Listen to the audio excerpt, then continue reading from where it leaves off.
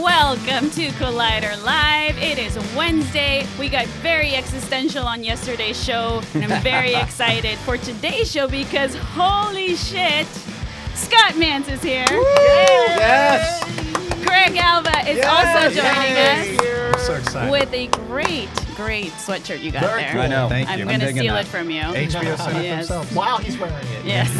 Yes. Take it off. No, I'm kidding. Producer Mark Reilly. Hey, Scott Mantz and Greg Alba are here. Woo! Oh! Mark Reilly, Dorina. Whoa! Dorina's here. She's a replicant. I am a replicant. And Mark Reilly is a Superman. I am Yes, a he Superman. is. What a Superman. And I'll we try also it. have a Spider-Man in the family because Cody is in the booth with Cody Alex. Hall. Cody, how you Alex. doing? Hey guys, I'm doing great. You know in Joker, when Arthur Fleck is looking at the audience and going, "This is exactly how I imagined it." Uh-huh. That is exactly how I'm feeling. it? Right now. Yeah, me too. This is exactly how I imagined it. This is your this is a simulation. We talked about this yesterday on the show, Greg. So. All of life is So, a simulation. Welcome to Dorina. Collider Philosophy. No, it's so good to finally have you guys. This is your first time on First Collider time on Live. Collider It's my Live. first time doing anything with Scott Mantz. Really? Wow, What? that's a lot of first. My Is first that time your doing first time? something with Dorina. I know. Well, I mean, I haven't done anything with Reilly since the old Schmoes No Days Schmoes back No at the Days, old yep, place, yep, right? mm-hmm. So this is been way a too long. milestone. It really is. I mean, Truly. so much to talk about, and on So much. in a milestone month. Yes. Guys, is just go there. milestone. Just lean into Right. it. Lean Leaning into it. because this is November of 2019, Yes. and to be sitting next to a fan, And an actual replicant. Actual an actual replicant. replicant, but a massive fan of seriously one of the greatest movies ever made, Thank you, Cody. Blade Runner. Demonetized.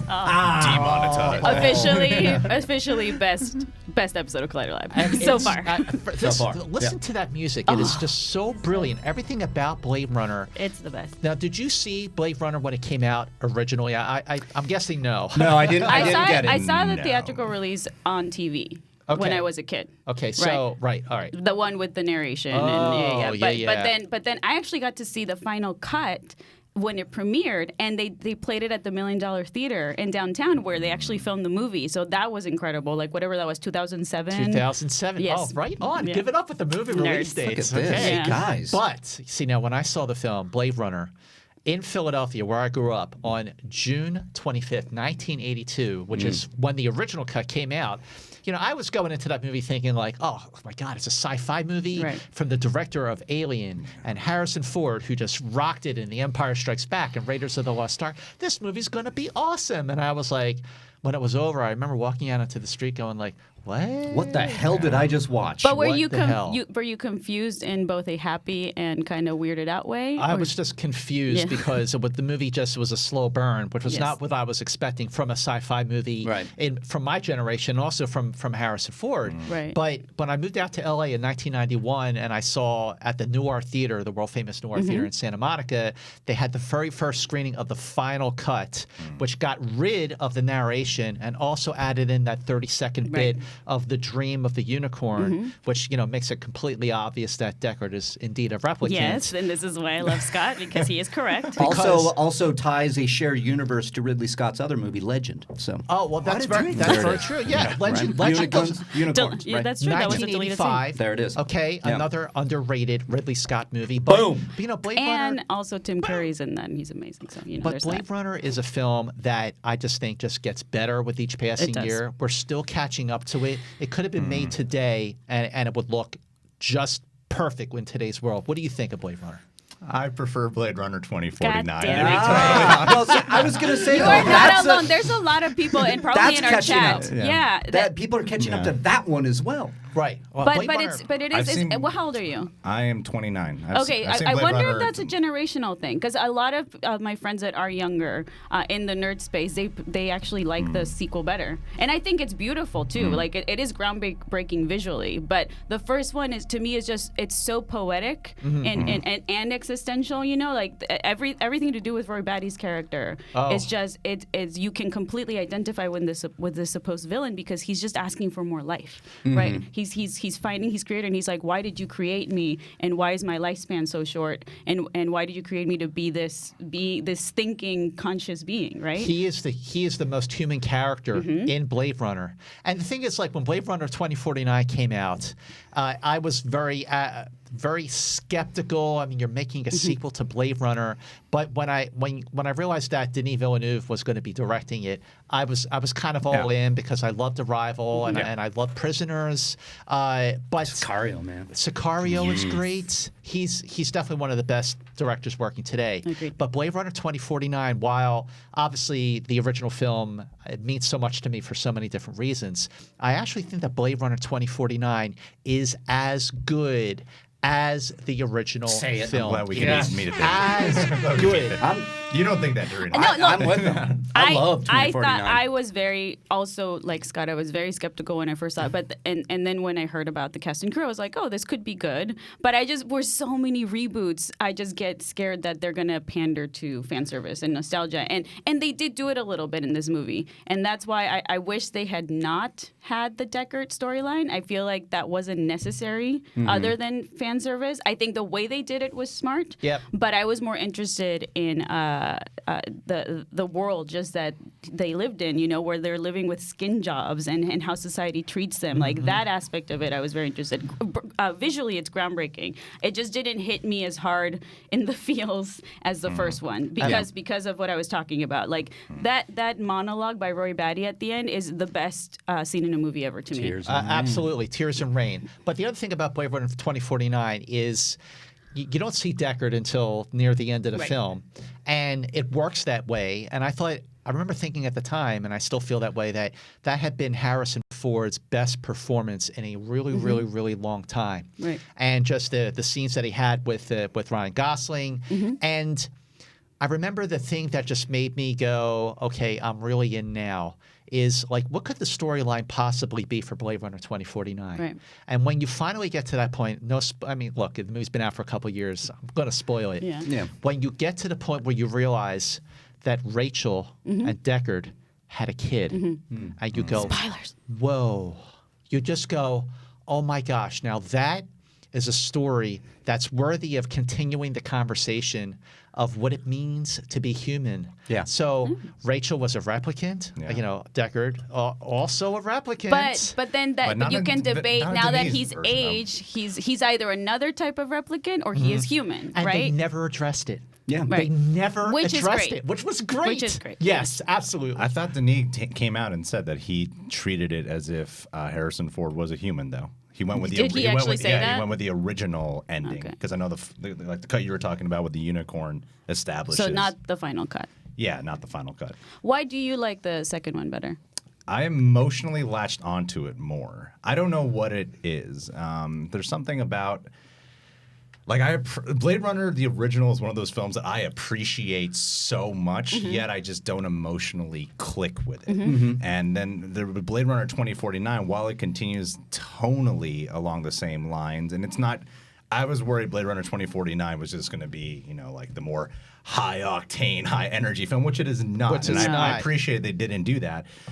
I just kind of clicked more with the emotional journey that Ryan Gosling's character was going on. There's something about I'm in love with that guy. There's something about it where I stare at. You've met him before, right? Many times. Well, when he looks at you, does it like as beautiful as I'd imagine it to be? Melt your soul. Well, when he looks at me, he goes, "Oh, it's the crazy La La Land fan." Is that for real? Is that real? Okay, so no, I believe it. When I was at Comic-Con in 2017, the summer 2017. Just look in those eyes. Get lost in the ocean of those eyes. So I had I was covering the press line. I was working for Access Hollywood at the time. So Ryan Gosling's making his way down the line. So I talked to him. I started talking about Blade Runner. So I said at one point, okay, as you know, I am a massive fan of La La Land, and he goes, "Yes, I know this." So As I you have a tattoo on your forehead. I brought my copy of the La La Land Blu-ray that features my interview with Damien Chazelle. So I'm actually on the La La Land Blu-ray Oh, that's as awesome. one of the bonus features. Of and I course said, you are. "Can you please sign this for me?" So he took it and he finished the line. And I'm like, what happened to my Blu-ray? Right. So he just wanted to wait. He just wanted to think about what he was going to write. So he wrote this whole long thing. He covered the entire Blu-ray. Wow. It wasn't just, hey, thanks a lot, Ryan Gosling. And I was like, holy moly. I'm like, I should frame this. You should. Did you? So no, I put it right next to my signed copy of La La Land that was signed by Emma Stone. So great. Perfect. And the altar is where in your home Oh, for it's La La right. Land? It's right in my bedroom. Yeah, First thing okay. I see when I wake up in the morning. Great, perfect. I mean, really, can I get through any conversation anywhere without talking No, about La you La can't. Land? But I you really know what? can't. I love that you love it because here's the thing. It's funny how that movie actually annoys some people. I think it's one of the best soundtracks we've gotten, especially score-wise. I agree. It's a Complete. beautiful Justin Hurwitz. score. Oh, it's Yeah. really, really great. I just don't like the song. Oh, wait. You don't like Wait. any of the songs? I love all the songs except City of Stars. Yeah. It's just like I thought That one's all right. Moana was that year. That's right. 16. Come on. La La Land. No. Nothing on Moana. That is I a don't that know is a how far I'll that go is a with that it. is a catchy song, and that is a No. no. You will all appreciate this story. So the other day, I was at the ArcLight in Hollywood, where of course Collider has all their screenings. Right. You had the one last night for Knives Out. Yes, great But movie, by the way, guys. Yeah, great Wasn't movie. invited. Me neither. I wasn't invited either. Well, now you've been on this this is- show. you better do This it is now. awkward. Maybe now we can invite you to the next one, right? Pretty sure we I think we lost his email or something like that. Didn't we tell him? Yeah, I think so. I think we recovered your email last night. You lost it in between before the asking me last screening, week. So, yeah. So, but so anyway. I was at the ArcLight for. I went to the all media screening for Charlie's Angels. Knives are out. Knives out. The knives are definitely got you out. guys. Really good and movie. they will be for Charlie's Angels, let me tell you. Ooh. So I'm walking out. I'm walking to my car, and as I'm walking out of the theater at the ArcLight, some guy's walking in, and he goes, "Wait, I know you." And I just wanted to see if he would get it, like where does he know me from? So he goes, "You're on Collider." I said, "Yes," and he goes, "And you love La La Land." And I went, "Whoa, oh man, That's okay." Mission So now you're known accomplished. for that. I am known for that, yes. But yeah, speaking of Knives Out, I got to see it last night at the Collider screening, and you've seen it, right, Yes, Scott? I loved it. Yep. It was really great. It made me feel like I was watching Clue when I was Yeah. a little kid. It was so good. You liked it too, Cody, right? Yeah, it was a good time. Alex was there. And that's We need- our review of cigarette. Knives Out. Yeah, Collider Live. That's Moving on. Right there. You should just write Amazon reviews. Were you guys able It's a to good time. Yeah, I or can just it's a picture bad time. on the back of the Blu-ray is Cody. Yeah, I liked it. Yeah, it was a lot of fun. First of all, it did remind me of Clue. It's a far, far superior film to the original Clue. But I get What the do you mean nostalgia far, factor. Far. Scott, Clue look, is amazing. Clue I love, but Tim Curry. But I guess if it was going to age, it would look like Knives Out. Yeah. But the thing about Knives Out, I felt like this was Rian Johnson's cathartic release to make a movie that he wanted to make without any Yes. interference, any catering to any like fans or whatever. He just made What his are you own talking movie. about, Scott? Well, as Yeah. you all What know, film We are already you referring mentioned to? it yesterday, and it It we just got into a proves my fight theory. about it already. All roads lead back to the last fucking Jedi. Last Jedi. What did you think of Last Jedi? Do you think that Rian Johnson just got too much shit I'll for that be movie? honest. Like I went to a press screening for that, unlike Knives Out. So I went to a press screening for it, and I loved it.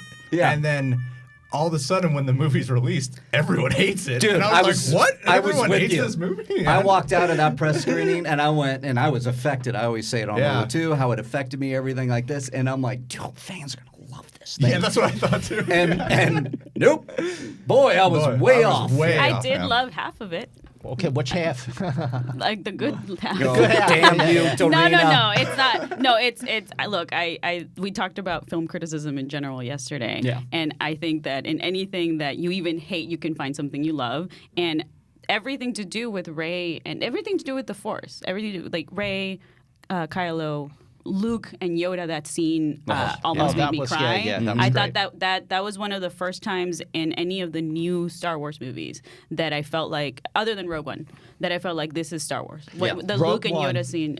just beautiful. It was handled so well. I got to see Puppet Yoda again. I was freaking out. Was it the Finn and Rose stuff you weren't a fan of? Nope, not at all. Me neither. No, actually. I was very It's bored the during it. weaker I know what parts they of were it, trying to.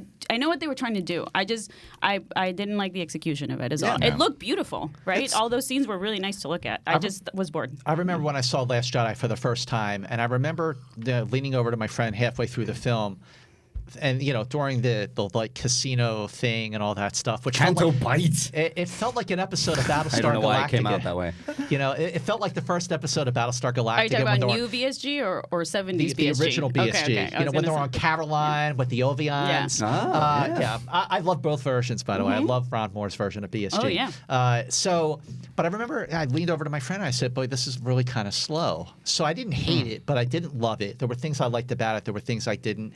Regardless, I think that Rian Johnson just took way too much heat for that movie. Yes. Now here's the question. Everybody in the franchise space takes too much heat for every movie they make. Oh yeah, I think across the board everybody's got targeted at one point Yeah. for like just showing up on screen. Fuck that person. Yeah. But I'm just it's like what? I'm just a rebellion pilot. What? I was so excited to be on Collider Live today. First of all, to share a conversation with you fine folks. But I love but this. for the most part, like I wanted to ask the question because I was thinking about this last night while I was like going all through Disney Plus and I watched Mandalorian just like everyone else. But I also watched The Empire Strikes Back. That was the first thing I watched because that is just Because it's the best. it's ever. the best. It's not just the best Star Wars movie ever by far. It's one of the greatest movies ever made, right up there. Thank you. With Blade Runner. Yep, It is. I agree. It is just It's in my top 5 movie all time. Same. ever. Yeah, It's really, it's really just great. one of those movies that gets you every time.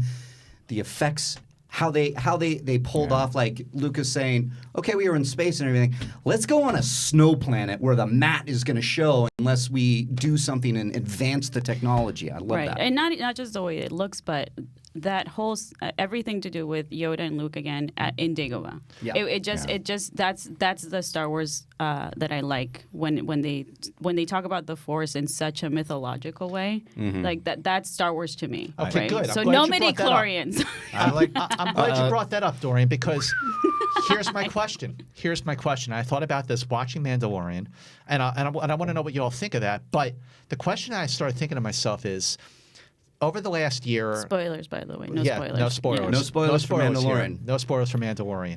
But we can spoil Solo because Solo was Yeah. spoiled. And Last predictable. Jedi, not a great movie, not a bad movie, but just it has its merits. Sure. And then there's Rogue One, which I fucking loved. And then there is The Force Awakens, which I thought was fine. But now that Star Wars really as a whole is sort of at a crossroads, like where does it go? You know, you lost the Game of Thrones guys for a whole new trilogy. And I was thinking about this last night. Here's the question. What does Star Wars mean to you? What is truly a Star Wars movie? And I'm asking that question because as my real favorite series and franchise, Star Trek, has evolved over the years, there are certain things about it that keep it Star Trek. Even when Deep Space Nine sort of did its own thing in the 90s, it still felt like Star Trek to me because it was about the striving for the perfection of humanity, never actually getting there. But see, that's what I think Star Trek is really ultimately about. But Star Wars is obviously very different. So as Star Wars grows, it needs to take chances. Yeah. Rian Johnson tried to take chances with The Last Jedi, Yep. and he got a lot of unfair criticism for it. Right. So now you had The Mandalorian, Jon Favreau creating this vision of a Star Wars universe within the Star Wars universe. With Dave Filoni directing the first episode, coming off of Clone Wars and Rebels. I loved it. Yeah. I loved The Mandalorian. Good. Why? But what did it have that was Star Wars-esque in terms of spiritual that you actually think really Right. hits the nail for Okay, it? that's where I felt like it was missing that. Okay. Right. So That's like why when I was That's how I watching, felt too. When I was watching Empire Strikes Back, I was thinking about here's this galaxy-wide battle between good and evil, between the rebels and the Empire, and it's all made very, very personal with Luke's coming of age, with his embracing of the Force, embracing his destiny, and then the whole personal battle, father and son. I mean, that just changed the game for not just Star Wars, but surprises in movies Right. in general. And I felt biggest like spoiler of all time. of all time. Can you It's imagine like if the Empire? first spoiler. Yeah. Can you imagine if Empire was made today? Would that secret have stayed? No way. But granted, to be fair, my mom actually ruined Empire Strikes Back to a high school friend back in the day. jeez. So it was boy. it was like Homer Simpson coming out of the theater. I can't believe Darth Vader. But what is Star Wars? I know, we're all Star Wars fans, maybe for the same reason, maybe for different reasons. Yeah. But as Star Wars grows and evolves, it does need to take chances. Yeah, of course. And in order to take chances, it's going to have to do something different. And the fans are going to have to be okay with it doing something different that may not feel like Star Wars. So watching Mandalorian last night, I felt like, okay, it definitely, some of them at the fan service is definitely there. Let's Yes, face sure. it. Definitely. But it did feel different. It had a more of a Western feel. Like, this is sort of like the old West of the galaxy far, far away. Right. But the mysticism, the force of it, the personal aspect of it, where you're just it's all about something very simple on a Right. grand scale. That wasn't there. Also, I agree. there's not really an underdog element. Like Rogue One has that. Even They're all They're underdogs. all underdogs who have to overcome something bigger than themselves. And I Yes. think that's why Mandalorian. I think I don't know if this is a marketing strategy, but I think that's why the first episode and the second episode are being released in 1 week. Right. Because Yeah. I feel like the first episode's probably establishing the tone, the world, the vibe, the aesthetic, and everything.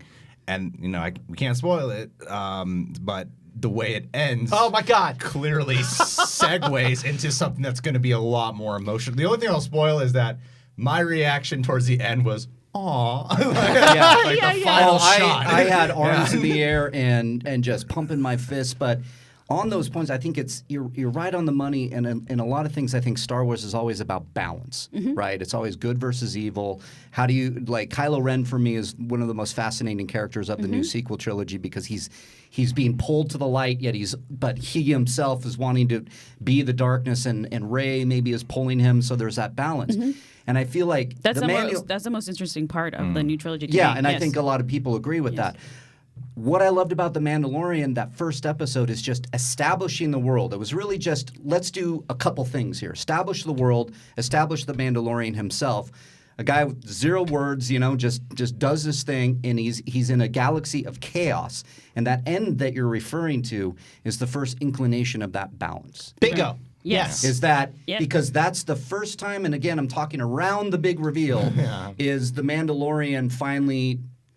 God, I don't even want to say it because of the implications of the spoiler. But it's the first time the Mandalorian, I think, actually has some character to him. I'm getting the Well, chills. but also, I'm glad, Scott, that you brought up Star Trek because it's interesting that I grew up with both, and as a fan of both, and to me, Star Trek was always sci-fi, and Star Wars was fantasy. Bingo. Right, and fantasy in the sense that, like Mark mentioned, that it's good versus evil, and I think the way we relate to these movies is that do we ourselves go to the light or the dark side, right? Right. Like when whatever our circumstances are in our lives, I think that's why we also are seeing all these villain movies, right? Because we're like, do we become a villain or a hero, right? And so that's what I loved about Star Wars. That's what I love about the mythology of Yoda talking to Luke and teaching him. You have this power within you. How are you going to take responsibility, and how are you going to use that power? And one Right. thing that is so underrated from The Empire Strikes Back, and if there's anything that's underrated about that movie, and there is nothing that really truly is, it's Mark Hamill's performance in that film does not get the credit that it's due because for his scenes on Dagobah, he's acting alongside a droid and Yoda, and both of them are not obviously real. Right. But How it dare is- you, Scott? I know. Sorry, spoiler What? alert, Dorina. What? God damn it! But think about it. It is Mark Hamill's performance that makes you believe in the humanity of both R2-D2 and Yoda. I mean, it really is amazing. Totally, you're completely right, and exactly as much as obviously the actor's voice, like Frank Oz and Yoda, like he's amazing. You're right. You're still acting by yourself as a human, and it's kind of like nowadays when people act with green screens, That's what right? I find even harder now. Yeah, is it's like, kinda crazy. You don't even have animatronics to work. Like I was looking at that Endgame behind the scenes in Infinity War. Yeah. And it's like Josh Brolin with his this Thanos cutout on top of his head. And I'm like, that's what they have to work with and imagine this whole environment. Right. Yeah. And how do you not like break into laughter while you're acting? Yeah, they got to channel pure imagination. I feel like that acting gets very underrated. I think in Empire too. I think all the actors are better. Like I like A New Hope, I do. But it was Empire when I was like, okay, this is the one I love. Yes. Yeah, that's the one I love. Agreed. It locked you in. Yeah, It and had it's some emotion to it that you couldn't. As a kid, when I first saw it, I didn't know what I was reacting to until later. You know what I mean? Because as you grow as an adult, like, wow, this is layered. This is something. There's something here that was pulling me when I was little, and why I was feeling the way I was when I walked out of that theater. And you know because what? the Force was pulling you, Mark. The Force was. And I don't know what people think about this, but it might not be the most like hyper choreographed fight, but I think the fight between Luke and Vader in Empire is the best. It is my number one. Thank you. It is my number one. The way it's shot. Look, when he walks in it's so to the carbonite chamber and the lights come on and the Force is with you, young Skywalker. That But you're not a Jedi yet. I want that poster. It's the silhouette so of them, and then as it escalates, I mean, by the end of that duel, Vader is so vicious. Yeah. Like it becomes a horror movie at the end of that with Vader stalking Luke, and when he comes out of the shadows and he's just wrecking shit, and Luke has to like. Which is why the end of Rogue One is awesome, because we get to see some of that. Yes. Well, there's a wait. Oh my God, it was great. There's a story to that fight because when you find the reveal of I am your father, then you see why Vader was holding back. Why he didn't just annihilate him. You know? Right, And right. I think I love watching stories within fights. I feel like the prequels especially got bogged down with hyper choreography. I feel like they were trying to rein it back in a little. Like I think the ones in the new movies are cool and probably better, more style, but there's the emotional context to the fight in Empire is the best. I completely agree. This is why we invited both of you. Yes, I'm glad we all agree on yes, that. This really worked out, and we're 20 minutes in. The thing Cody about- doesn't even need his whiteboard right now, right, Cody? That's correct. The thing about that lightsaber battle, and I, it's the truth when I say this, that after that lightsaber battle between Luke and Vader in Empire, you've seen one lightsaber battle, you've seen them all. I'm sorry, but no other lightsaber battle. I don't care if it's between Rey and Kylo Ren. I don't care if you have like a whole bunch of Jedi getting the crap kicked out of them in the prequels. Yes. You know, the less said about those movies, the better. But you got it like when you're again. So now I was 11. I'm totally dating myself, but you know the hair is a dead giveaway here. When I saw The Empire Strikes Back for the first time at the Chamonix Mall Premiere 2 in May of 1980, so. You know, no one knew where this movie was going, and instead of ending the film with a big battle, you begin the movie with a big battle on a planet with these walkers and the snow speeders, which I thought was great. Then you have the asteroid chase, and then you have Dagobah with Yoda, and then Great you have theme, the asteroid field. So good. amazing, So great. and then you have Bespin with Lando, and then Boba Fett. I mean, and then it ends with this.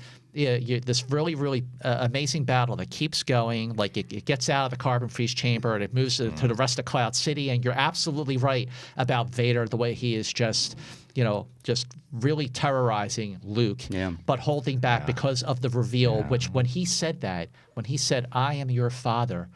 Everyone in that theater, like I remember turning around, like what? Yeah.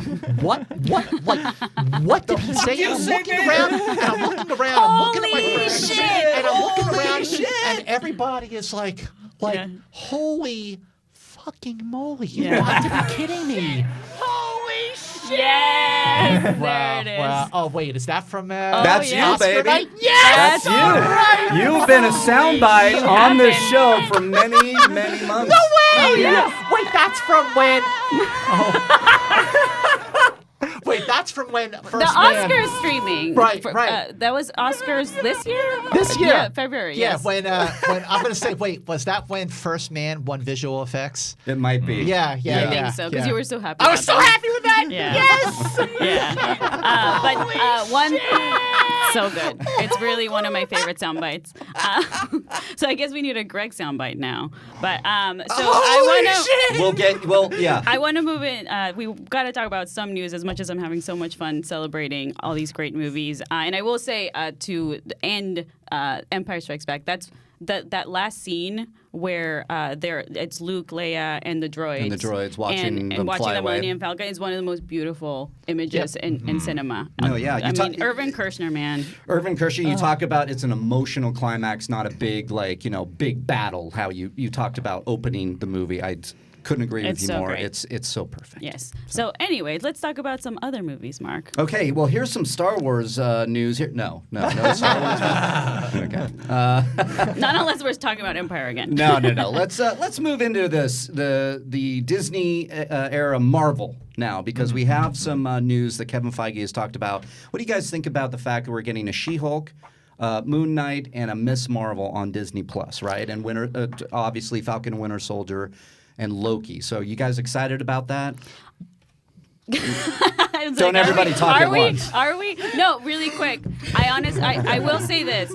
There's so much content that they're putting out from the Marvel Cinematic Universe that I was just like, I don't know if I care about these characters as much. I am, however, very excited to see She-Hulk. Yeah. I think that could be great. Moon Knight is mine. Oh, really? Okay. Yeah. Moon Knight I'm very excited about. But what Kevin Feige basically said, and I'm breaking it down here, is that it's kind of the no-brainer stuff, but he said that once we introduce Moon Knight, Miss Marvel, and She-Hulk, they will enter the MCU. So they'll probably get their own movies. Right. They'll probably appear in Avengers or however they're going to do it. And is this surprising at all? Are you excited about this, or are you kind of just lukewarm, as I sense Scott Mantz is right now? Here's the lukewarm reaction. The response to the lukewarm reaction Can we call you lukewarm Skywalker? You can call, let's bring it back to The Empire Strikes Back. No, I mean, I just feel like I'm excited about Disney Plus. I really think, we were talking about this off camera before we started the show. And I was surfing around on Disney Plus yesterday, looking at all the incredible content that's there, all that's coming, and seeing everyone on Twitter and Facebook commenting about Disney Plus and about how they were diving in with Mandalorian and other things. Right. I felt like, wow, this really is a game changer here, because people don't get that excited about Netflix, certainly not about any of the other streaming services. But with the MCU, while I think that with the MCU, what Kevin Feige has done with the films have absolutely been groundbreaking and a game changer. Think about it. Where else in Hollywood history, in movie-making history, did you have a 21-film series and have the movies sort of intersect with each other, with the other characters, just like they did with the comics? Yeah. Okay? Right. He's just taken the model from the comics.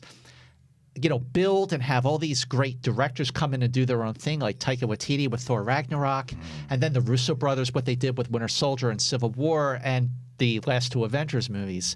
And it just all culminated with Avengers Endgame. It was such a talk about a satisfying payoff. Yeah. Right. That was the crown jewel of the MCU, in my opinion. And it's very hard to do that, and they did end it very well. They had, there could have been so many reasons why Avengers Endgame didn't work, or it didn't live up to the promise of everything that preceded it, but it paid off in a very big way. And what Kevin Feige has done with Marvel Studios is just like what the old, studio heads did back in the, 20s, 30s, and 40s, with the Mayer brothers and Daryl Zanuck, I mean, he's that guy, but for the 21st century. Right. And I think it's unprecedented. But there's the shows. There's so much. But the shows, are you excited or no? But the shows. Everybody first got to segue into the show. The show. I love Daredevil. Okay. Yeah. Cloak and Dagger, not great. And I love Cloak and Dagger because it's the spin-off of Peter Parker, the Spectacular Spider-Man, where those characters first were introduced. That's right. Spectacular Spider-Man number 64, I think, is where Cloak and Dagger first appeared. Yes! Way to Judges? go! All right. Jeopardy questions. But how much is too much? That's kind of that's why I'm wondering how excited you guys really are. Because did you all grow up as big Marvel fans? Yes. And this is now that you've seen all these characters in these movies, and even characters that you weren't as familiar with, right? Like whether it's Guardians of the Galaxy or whatever. Have you grown to really love these characters enough that you just want, similar to Star Wars, want to keep watching new characters pop up in the same universe and keep watching all these movies? Because there's 30 of them now. I know that Mandalorian is going to be a weekly show. But with these MCU shows, especially because Feige came out saying that it's supposed to be, they're all supposed to interconnect, and that it's essential viewing now to watch these new MCU shows, Right. that I'm thinking do they want to release those weekly? You know what I mean? Right. Because I think those would have more effect. I think it's smart to put these other 3 players after giving the shows to characters we've seen in the movies. That way we're more enticed to check out these shows, like Falcon Winter Soldier and WandaVision, all those goodies, and then getting us used to them there, and then we could see these new characters here. I'm invested. I'm interested. Okay. As much as I'm skeptical that that everyone's going to be on board for it. I still think that it's going to be every character in the MCU who I'm like, I don't really know Ant-Man. I don't really know Black Panther. Right. Then I watch it and I'm like, I love these characters. Right. And I feel like Ant-Man it'll have the movies are same great. thing. I think it'll have the same effect. But interesting. are you? Do you think it's going to be more like the actual movies, or it's going to be more similar to like Marvel and Netflix? So Marvel I see. Netflix is gritty and graphic. Yeah, I know, 'cause I we're love away it from so that. much. But they, but you it know, ain't gonna do that. It's not going to No. happen. You know, right? Pearl 'Cause it's Disney Mutter, Plus. They're not gonna smash someone's was head in with a finally car like door. I know. right, the head of Marvel Television, and now Ike Perlmutter is gone, I don't like and that. Kevin Feige obviously is now running everything Yeah. at Marvel, comics, TV, everything. So now we have official connections to MCU through these TV series where we didn't have them with Daredevil. Yeah. Even though there was in like the first tried. episode, they talked about Thor's hammer, and that's Right. pretty much as far as Mew we Mew. went. Yeah, right. Mew Mew. Mew Mew. And so I can understand, and I loved Daredevil and I loved Punisher, but everything else I was kind of like, Oh man, Jessica Jones is my favorite thing. Jessica Jones, I other like than the first Legion. season, It's yeah. so I like great. them all. So right now we do and will have that connection, but what I found fascinating, your guys' reaction to this, is that it might be tough to get excited about Marvel moving forward because of Endgame. And that title. That's true. Yeah. Endgame. It's like we were like, whew. Yeah. How are they going to top it? Yeah. How are we going to get to that fever pitch of like wanting to see each movie now? Is it going to lead up to another big baddie? Like maybe they'll introduce Galactus at some point through Fantastic Four as the big baddie that we're all going to fight. That's what I think is so fucking beautiful about Endgame is because Yeah. no matter, even if, let's just say worst case, everything like starting from Black Widow on just happens to suck. They'll always have the Infinity Saga. Exactly, They'll always right? have that, and I love that they were able to. It's similar accomplish to that. like it doesn't matter how you feel about Dark Knight Rises because Dark Knight is great. Yeah, Right. It's kinda- We always will have it. I love Dark Knight Rises. Well, good for you, Scott. So do I. Dorina. Oh, I think good What the fuck, for Dorina? you. good for. Oh, come on, Christian Bale. Hey, All right, hey, I got There's that. soundbite. For you. Oh, well, there you go. Scott loves the sound bites. I I'm love loving the sound bites. Cody, I hope you're collecting future sound bites. You know, Dark Knight Rises was an underrated film. Yes. I thought it was I love Dark Knight. Listen, Heath Somebody do the Ledger, Bane voice. Somebody do the Bane voice. It is. You didn't like the Dark Knight Rises. The city is yours. Welcome to I have 2 words for the critics. Go But fuck yourself. think about how do you follow the Dark Knight? And what Christopher Nolan did was, instead of making a movie that was solely about Batman, he made a movie that was more of an ensemble. Yeah. You know, it was the Batman is missing through much of the movie. He's kept prisoner. Similar to Batman Returns, except not as great. Just saying. I think that Dark Knight Rises is a great film. I think it's after the Dark Knight. It's better than Batman Begins. I thought Tom Hardy. And some people in the comments All are right. I thought Tom Hardy was terrific as Bane. The reveal with Joseph Gordon-Levitt. I just thought that it was a more ambitious film Yeah. than The Dark Knight. And it was more ambitious, and while it didn't completely pay off, it came pretty close. Yeah. I think Dark Knight Rises is a magnificent film. I'm very happy for you. I Scott. agree. The city is yours. Okay, really quick. Favorite superhero movie of all time? Oh, Let's you go. go. Great. Greg. I would have to. I think it is the Dark Knight. Nice. Honestly, I think that's the one that hits the nail on the head for me. Mark? Protagonist, antagonist. We might go. have the same. You do it. Superman 4, The Quest 1978. for Peace. Oh, Okay, good sorry, I lord. thought you were- Superman 4, obviously. The original Superman is what got me into Superman, obviously, and it just holds up for me. It just does something hold that up. just feels It's my good. second favorite. It is Yeah. my second favorite. What's your favorite? My favorite, and I know Cody's going to love this, is 2004's Spider-Man 2. Spider-Man Really? 2. Okay.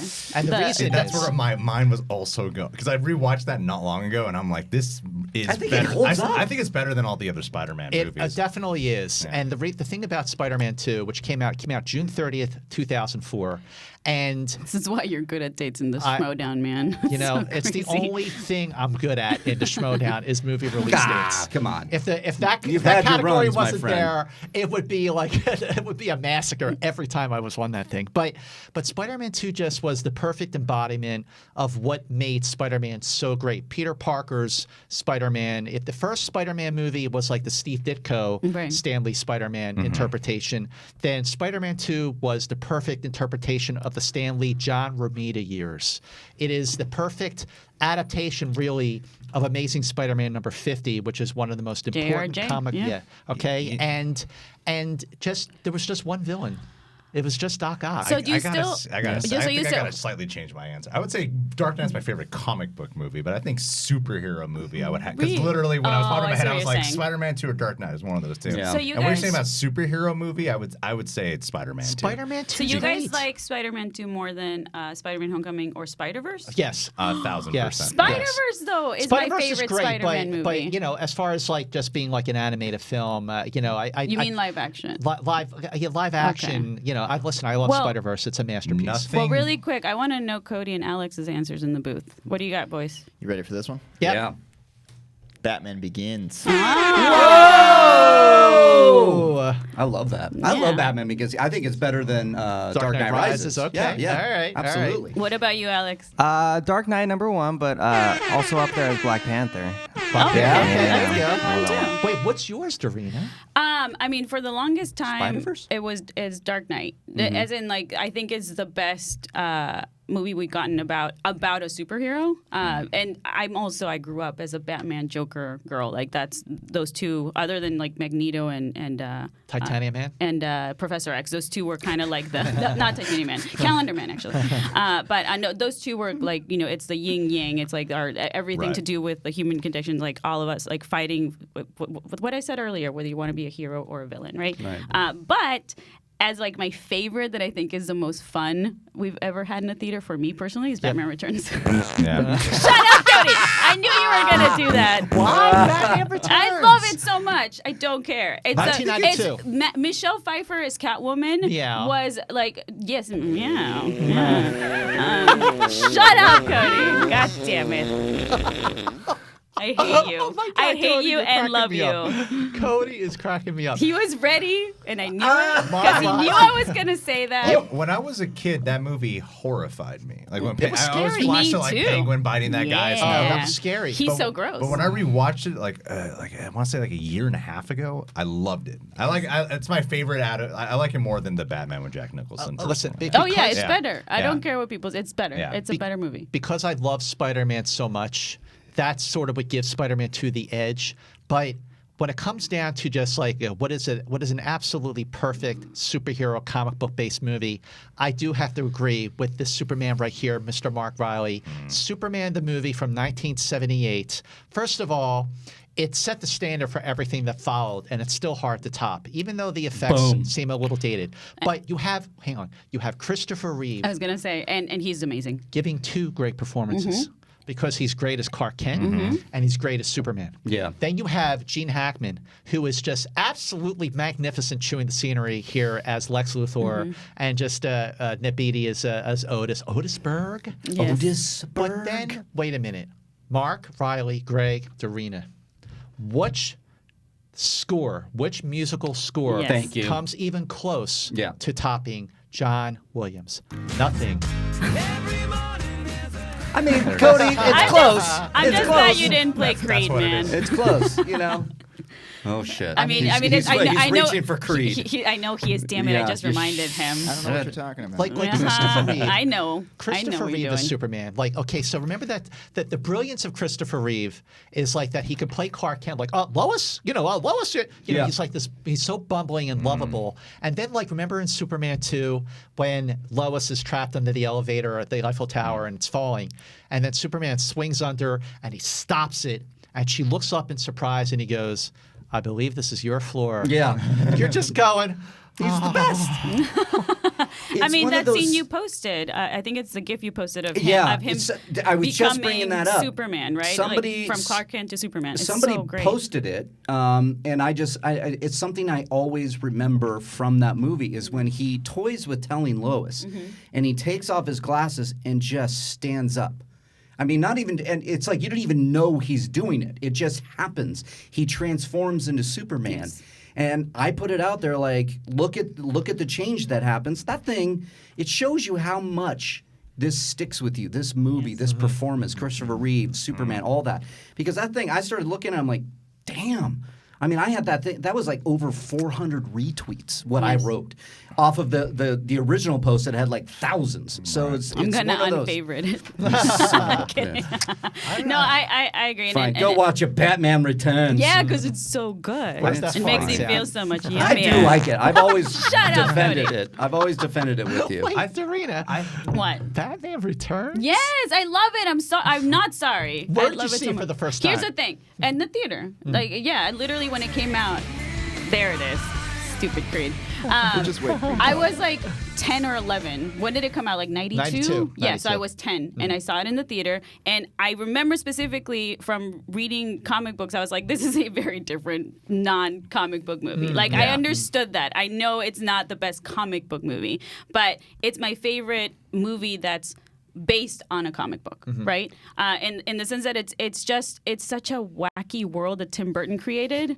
Are you guys not taking me seriously right No, now? because you absolutely. hate it? No, Okay. 100%. I hear you. This is your show. I I was like, I will fight you guys about Batman Returns. But maybe it's because of Catwoman. I think Michelle Pfeiffer as Catwoman is one of the best performances we've gotten in any superhero movie. It doesn't matter how you feel about the movie. Her performance, she's the best Catwoman we've gotten. Yeah. Similar to whoever you deem is Christopher Reeve as Superman. Right, Whether right. it's, whatever is your Batman. Well, she's it's both. incredible. I think Danny DeVito brings a lot of pathos to that role too. I agree. You like feel sorry for him. Yes. And at the same time, you're scared. Of And the he's guy, an too. asshole too. Yeah. He's supposed to he's- be this like beast, right? Yeah. Like Tim Burton obviously did not care what the Penguin was in the comics, but he created a really bizarre version that, like you said, Greg, is both scary and also you can feel bad for the guy because Yeah. of what happened to him, Yeah. right? So And I just- Christopher Walken.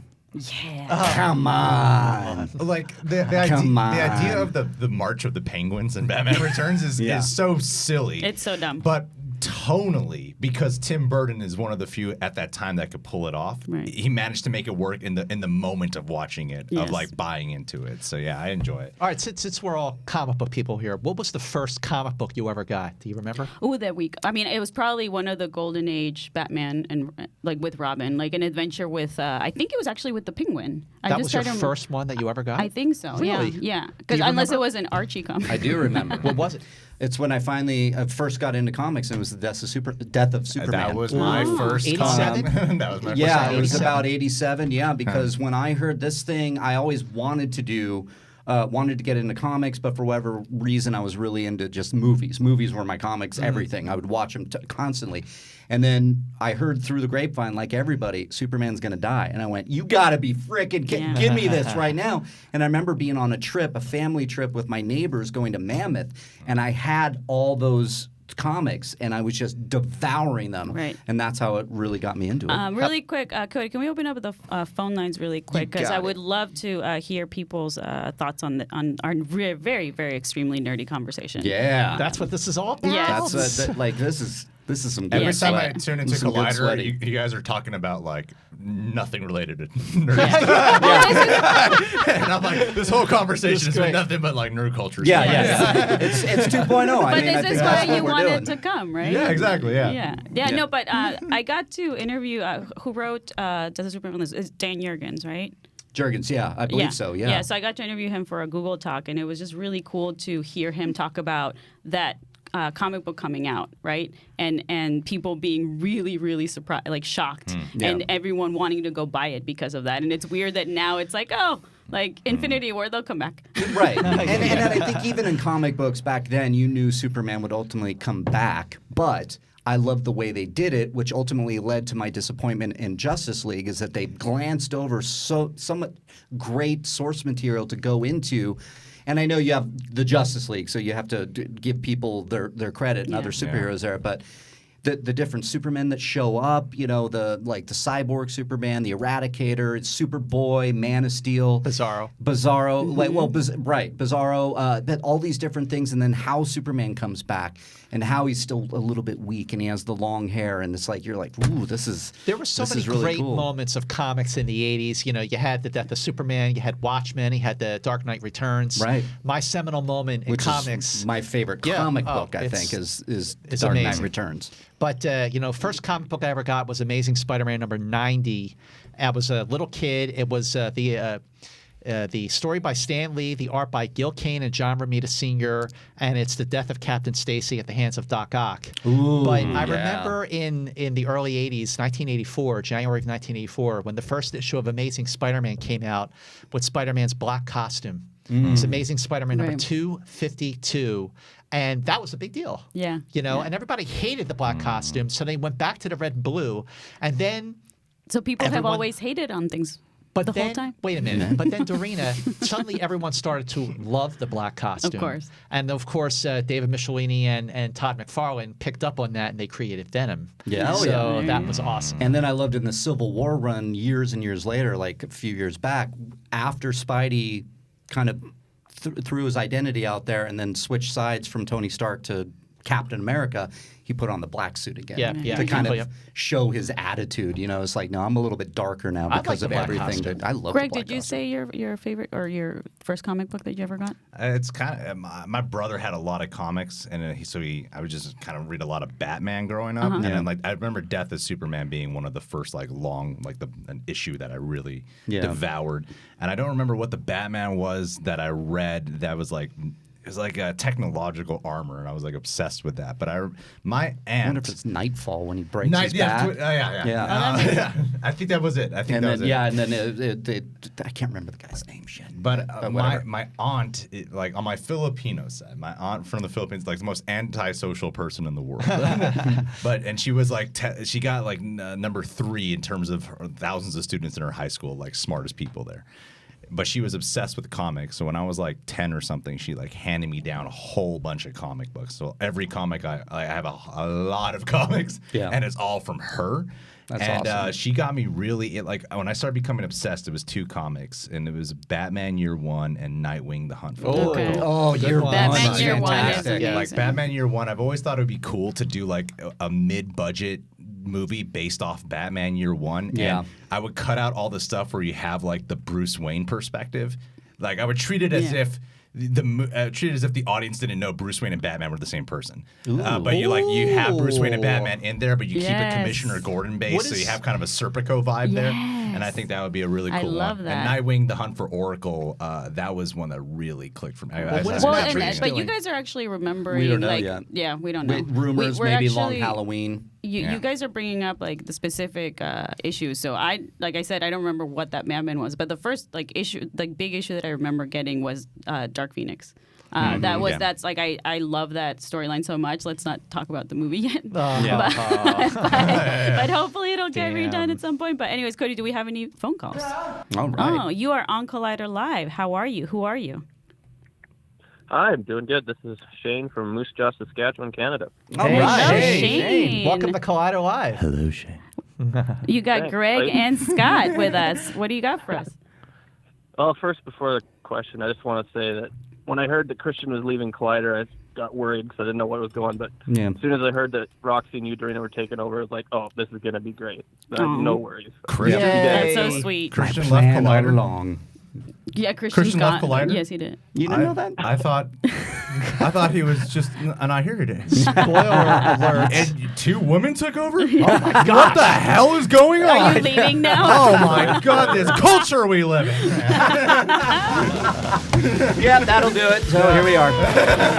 Welcome to Collider. Well, Yeah. kidding. So, what you got for us today? Well, That was I it. don't mind going back to Star Wars talk. Yeah, do it. Let's go back to Star Wars. In relation to the trailer, that one scene where I've heard a bunch of people mention like the Star Destroyer coming out of the ocean. I don't think it was an ocean. It looked more like Ice. ground to me. Yeah. But it was like buried under the Anyway, ice. I don't know if you've ever read the Wraith Squadron line of books from Legends. But anyway, they're kind of like Rogue Squadron turns into like Wraith Squadron, which is kind of like a special forces version of it. But anyway, there's a part in the story where the Emperor had built a super star destroyer under the city in Coruscant. There's kind of like a backup plan that it came out of the ground in the book, and seeing that scene in the trailer really brought that to my memory. And so I have a theory that might be where like the Emperor's storyline comes, that he had a hidden base of a star destroyer under the ground. Well, if that's true, Shane, how does the Emperor's empire connect with the New Order? The First Order. The First Order. Yeah. First Order. Well, it could be that they like found, like somehow took over the remnants of the Empire that turned into the First Order, had that and brought it about or somehow. Yeah. Anyway, that's just something that really brought to my memory from reading the books, that could be how the Emperor gets reconnected. Yeah. That's awesome. I love that. That's really cool. Thank you for your call. Fernandez and I all talk about it all the time on Rule of Two that, there's a lot of they're going to have to cover a lot of ground in this next movie, right? Because we really don't know how the First Order came. I mean, other than rose from the ashes, that was in the crawl of Force Awakens. So you go, okay. But I would like to know the ruling class and the Senate and how that all came into it. And the Emperor, I think if we look at a lot of different not source material, but like the comics and the Aftermath books, is that the Emperor always had a contingency plan in all these books.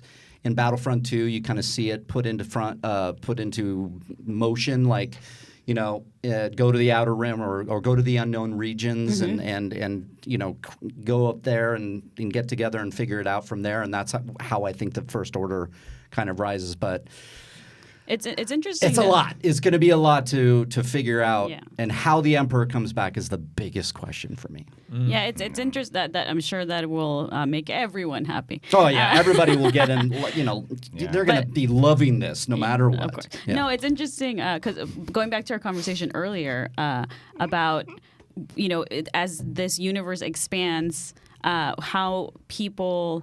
We have to get used to the fact that there's different types of Star Wars content now, right? And some of the Star Wars content we get is focusing on the Force mythology, but some of it actually is focusing on the political aspects of it, right? So we have so much that you can pick and choose. You don't have to watch it all, but watch what you like. Yeah, that's what I say. Like The Mandalorian, exactly. Yeah, like the original trilogy, The Mandalorian, Rogue One. Yeah, weren't there like 3 movies that came out between 1999 and 2005? Revenge of the Sith. Yeah, Revenge of the what? Sith. The last 20 minutes. I mean, I like Revenge of the Sith. Yeah. Good for you. That's all. That's I'm all. happy for The last 20 minutes You know what? of I'm Revenge fucking of the Sith came out. The last 20 minutes of Revenge of the Sith came out in 2005. and that was pretty good. Cody, we got another call? All right. You're on Collider Live. Collider Live. How are you? Who are you? I'm Travis from Dallas. Hey, Travis. Hello, Travis. You got Scott Mantz and Greg Alba with us. Oh, yeah. I've actually called him before. This is like my second time. Nice. It's great. And by the way, on behalf of all Star Wars fandom, I would just like to say, McClunky. Good one. That, baby. I laughed my fucking ass off yesterday. I should be, as a Star Wars fan, I should be pissed about this. Same. I agree. But weirdly enough, every time I heard it and every time I saw like people tweeting about it, I would laugh uncontrollably over this whole thing. What did I miss? And George Lucas did this edit 7 years ago? 7 years ago. Snuck it in there. Pre-Disney purchase, yes. My favorite tweet from all of this is Drew McWeeny, who is so smart and so well-spoken. Yeah. He's like, my favorite thing about this, Scott, to answer your question, Lucas changed the Han shoots Greedo scene again. You mean George, not Luke. So what is it now? Who did I say? Yeah, Luke. George. So Lucas. what is it now? It's so now the similar things. They all shoot at the same time, but Han shot only in the original, and now they both shoot. They shoot at the same time.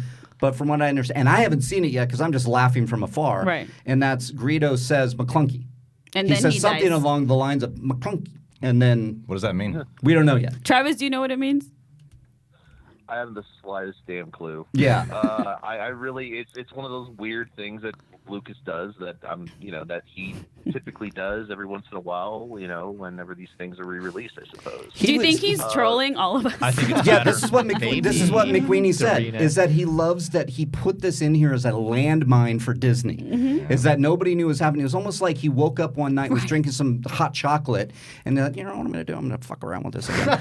And he just sits down and he adds it in, and then he puts it in, in the special edition again, and then he signs the paperwork. And Disney puts it out there on Disney Plus because everybody was talking about it yesterday. Can you say McClunky in George Lucas' voice? Oh yeah, fucking McClunky. Are you sure he's not saying? Are you sure he's not saying McCartney? Maybe he was a Beatles fan. Maybe it was. Thank you so much for the call, Travis. Thank you, Travis. Paul is dead. Paul is dead. Paul is dead. So Turn me good. on, dead man. Let's go to break, and we will open up the phone lines again, guys. But thank you so much, Scott and Greg, for being here. Yay. We will be back. Take a bathroom break. Go drink some water. See you guys soon.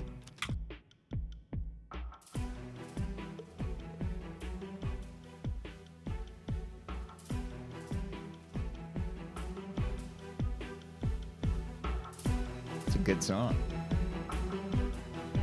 Hey guys, it's Perry here to let you know that Movie Talk is moving. We've had a great time in this 3 p.m. Pacific slot, but guess what? We want you to start your day with Collider Movie Talk, so we're moving. 9 a.m. Pacific, noon Eastern. It's going to be a lot of fun. You're going to get a longer show with some brand new segments, so tune in starting Monday, September 16th, 9 a.m. Pacific.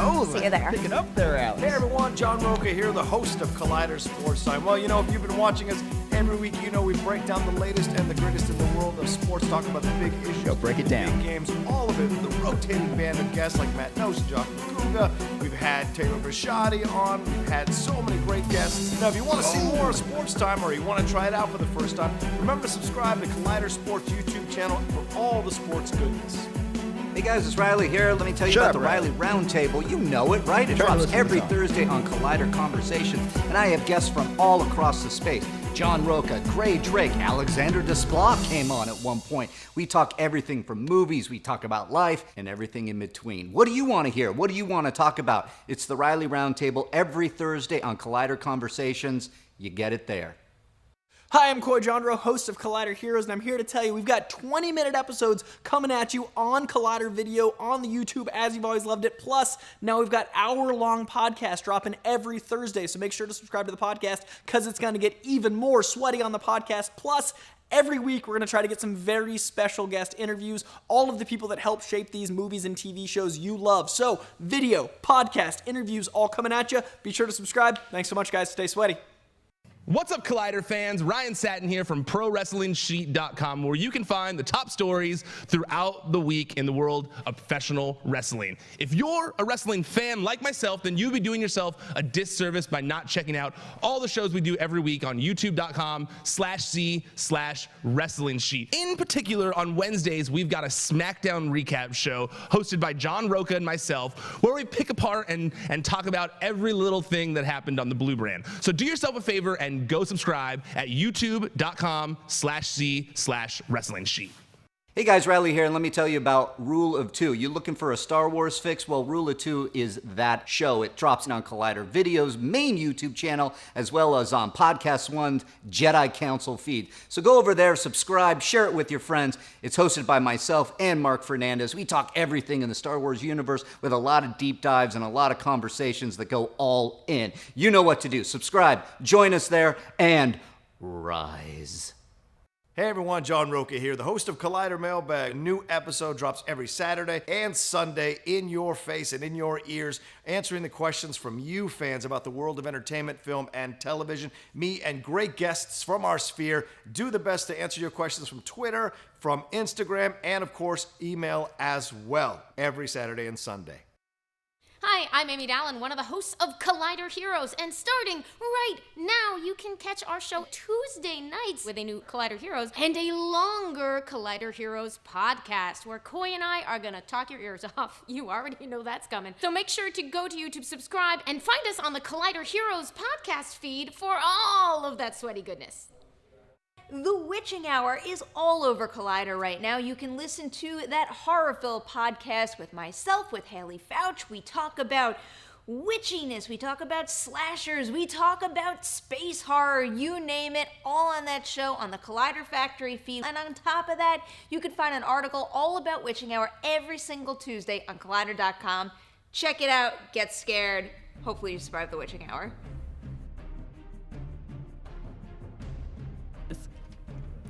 And we're back. We've lost someone. We lost to Scott Mantz. We lost to Scott Mantz. Are you surprised? Scott Mantz Of course started. not. He's probably socializing out there. He's going around as the mayor of Hollywood. Yes. That's what we call Mantz sometimes. Yes, because so. every time he shows up to a screening, he's saying hi to everyone. Mhm. That's what I love about Scott, though. That energy, he's always so pleasant. Like, I would be exhausted. Secret racist, though. I think everyone should know that. Oh my God! I'm just going to say whatever I want about Scott until he walks through that door. Oh my God. Oh my God, your shirt is so great, too. Thank you. You just, can I have your shirt and your 20 minutes sweatshirt? here, it was like I was sweating so much. And I'm like, but I don't want to go through this whole wardrobe change. Are you loving the new Watchmen? Yeah. I love it too. I finally caught up last night. We're all obsessed with it. Yeah. I mean, just what they're doing with that thing. It's really, really good. When Jeremy Irons' character is in the lake, I'm like, what the fuck am I watching right now? You know, it's the same reaction that we have with Lost. Like Yeah, every I'm just episode like, of Lost is like, what is happening? What is going but on? I'm so into this, but I don't know what's happening. Oh, yeah. I'll take all of it. Is Anchorman one of your favorite comedies of all time? Because It it's is mine. probably the most rewatched comedy I've ever experienced. Same. Like Yeah. I spent the whole summer when I was on DVD watching almost every. It's to I the love point it. now where when I watch it, I'm just like, I know all the lines. I know. I'm sick of the movie now. But I love because I've Scotch. seen it like too many times. But it's yeah. so good, though. Yeah, it does. It's freaking Still great. great to quote. Still And great it's to weird quote. to. I remember seeing it in the theater in San Diego when it came out, and my friend and I were the only. Hey, there he is. We were just talking so many good things about you. Were Scott. you socializing? Right. What We are were you doing? Back on, just gearing up. Got to, go big or go home, right? Go big or go home. Cody, can you please play that specific soundbite next time we do calls? What? So this has been going on now. I mean, that happened in February. Yeah. So I about, had about no then. idea. About then. Yeah. I had no idea. I am shocked nobody has like tagged you on Twitter or like Nothing. Yeah. Guys, the beauty of Collider Live. The beauty is I am honored. Yeah. I am Well, that's a honored. Christian Harloff special. You know, he specifically wanted that. Yes. And Yes. instructed Yeah, Cody, you or really- like, am I getting that right, Cody, or did you pull it? Or No, I pulled that myself. Oh, you did. Okay, there it is. Cody's And then, well, of Cody's course, like, Christian- hello, I did. Yeah, I can. Yeah, well, there it is. Thank you, Cody. But what an honor. We were just talking about Anchorman because I saw his shirt because we both love it so much. But I was telling my story of when I saw it first in the theater. I was the only one with my friend that was laughing. And nobody else was laughing. It was really bizarre. And I've heard from other people that movie's grown on them, but when they first saw it, they also didn't get it. I think It was a similar experience in my theater. First time I saw it. Why do you think that is? It was just ahead of its time? Or is Yeah, it different type I of feel comedy? Like the humor just didn't. I don't know. It also depends on the theater. I went to like an ArcLight. And I Right. think at the time ArcLight was like sophisticated. Yeah. Theater It's like very experience. We are going to the Like, theater. That's when like reserved So seating wait, was Anchorman, rare. what was that, 2004? You would You know tell better us. than all of us, Scott. Mr. Somebody Date. fact check Sure. me on this. I think it was 2004. Probably. Yeah, no, I think I you're would right. say, I That think sounds about 2004, right because I was in 2004. college All in right, let San me see Diego. here. Yeah, Yes. Right, come on. See, this is why. 2000. Look you at were- him. you were You're a sitting next freak. to- right? I am a like. Look, this You're like guy, our oracle. If you ever, Greg, if you ever are rolling, if you're ever like wake up in the middle of the night. 2004. 2004. July. Oh, He I don't just know looked the it up date. too. I mean, we, Mark, they we beat had it you. there like I'm 2 sure minutes they ago. have. Alex I'm sure beat they you. did. If you ever, wake up in the middle of the night with a cold sweat, like you got to know when a certain movie came out and your internet is down and you're not getting cell phone service, just. Well, I guess you can't call me. I can't call you. No. Send a pigeon. Speaking of dates and classic movies, I wanted to talk about Segue. the James Dean thing because surprisingly, Fuck that. I hate it. Scott's opinion is very different than ours, and I'm very interested You're for it? to hear this. Yeah. Well, what the let's, hell? Let me update a little bit of news because I want to get all of your takes on this. So, Sure. the company behind the James Dean CGI, they aim to do this, or i.e., they want to resurrect more dead celebrities. Some of the rights that they own. Burt Reynolds, Andre the Giant, Maya Angelou, Betty Page, Lou Gehrig. There it is. I can't. It just. Christopher Reeve. They're talking about Christopher Reeve. I mean, obviously they're in cahoots with their estates. Right. So the estate is basically saying yes, here you go. we want more money. And maybe it's from there, and I'm trying to play devil's advocate now, getting on the other side, being the family, resurrecting their loved one to continue to shine, to continue to make a presence known in the film world. But to me, that's just... Well, before we get Scott's, I'm sure, very Minority interesting opinion, Greg, do you hate it too? No, I think Or that Godfather 2 with De Niro was terrible, and they should have just put Marlon Brando in there instead. Oh, wow. There you go. No, that is probably the best argument you could possibly make for this. That is really, really absolutely on point for me, at least. I fucking hate. I'm surprised you're on board. I hate it. I thought for sure, but this is great. There's context. There's wiggle room. Like, I think if, like, the Fast and Furious 7 movie, that's a different kind of context. They filmed most of it, and then they needed to fill in some Paul Walker moments. This doesn't make any sense to me because you're not resurrecting James Dean to be James Dean in the movie. You're resurrecting a person to impersonate James Dean playing a character. Yes. Right. That doesn't make any sense to me, and I think it is kind of I think it's pretty insulting, to be honest. I think every bit of context matters. Like with Rogue One, he already played him. Cushing played. It was a very expensive Yes. Easter egg, and the family did sign off on it. I don't think it's a real performance. It's a person trying to do what another. And everyone who does acting knows that the thing you have to do is what you would do, not what this person would do as this character. Right. So, Scott. No, I want to hear your take on this, Dorina. Here's the thing. I've been thinking about it the last week or so that we've been discussing this. At first, I was very against it. I'm still against it, but I think that it's hard to say I would never change my mind because we don't know what's going to happen with technology and, in general, how we all get stimulated by technology. Like, for whatever in the next 5 years, technology is going to change a lot. So maybe we're all going to be purchasing holograms of James Dean to hang out in our house, right? That's the thing. Like, it's interesting to think about how we're all going to not just watch entertainment, but purchase entertainment, right? Yeah. That's going to change as well. And we were talking about Blade Runner earlier. In Blade Runner 2049, Joy, that character, right, where she's the sort of new Rachel, but she's a hologram version of that, right? That scene was amazing. It really was. And so I don't know how we're going to be bringing up Her by Spike Jonze, right? Like, how are we going to be interacting with AI in the future? So this kind of makes me think, is that going to make things more acceptable to bring back these dead celebrities? I don't know. So just to clarify, being on board just means that I'm intrigued. I'm not dead set against it. Yeah. But it just depends on the context. You're not going to have James Dean in every scene of a movie. They said he's a secondary lead. He's going to be the second lead. But I think, first of all, he made 3 movies. Okay. Right. And this is no matter how much technology advances, this is still going to be a pretty expensive process.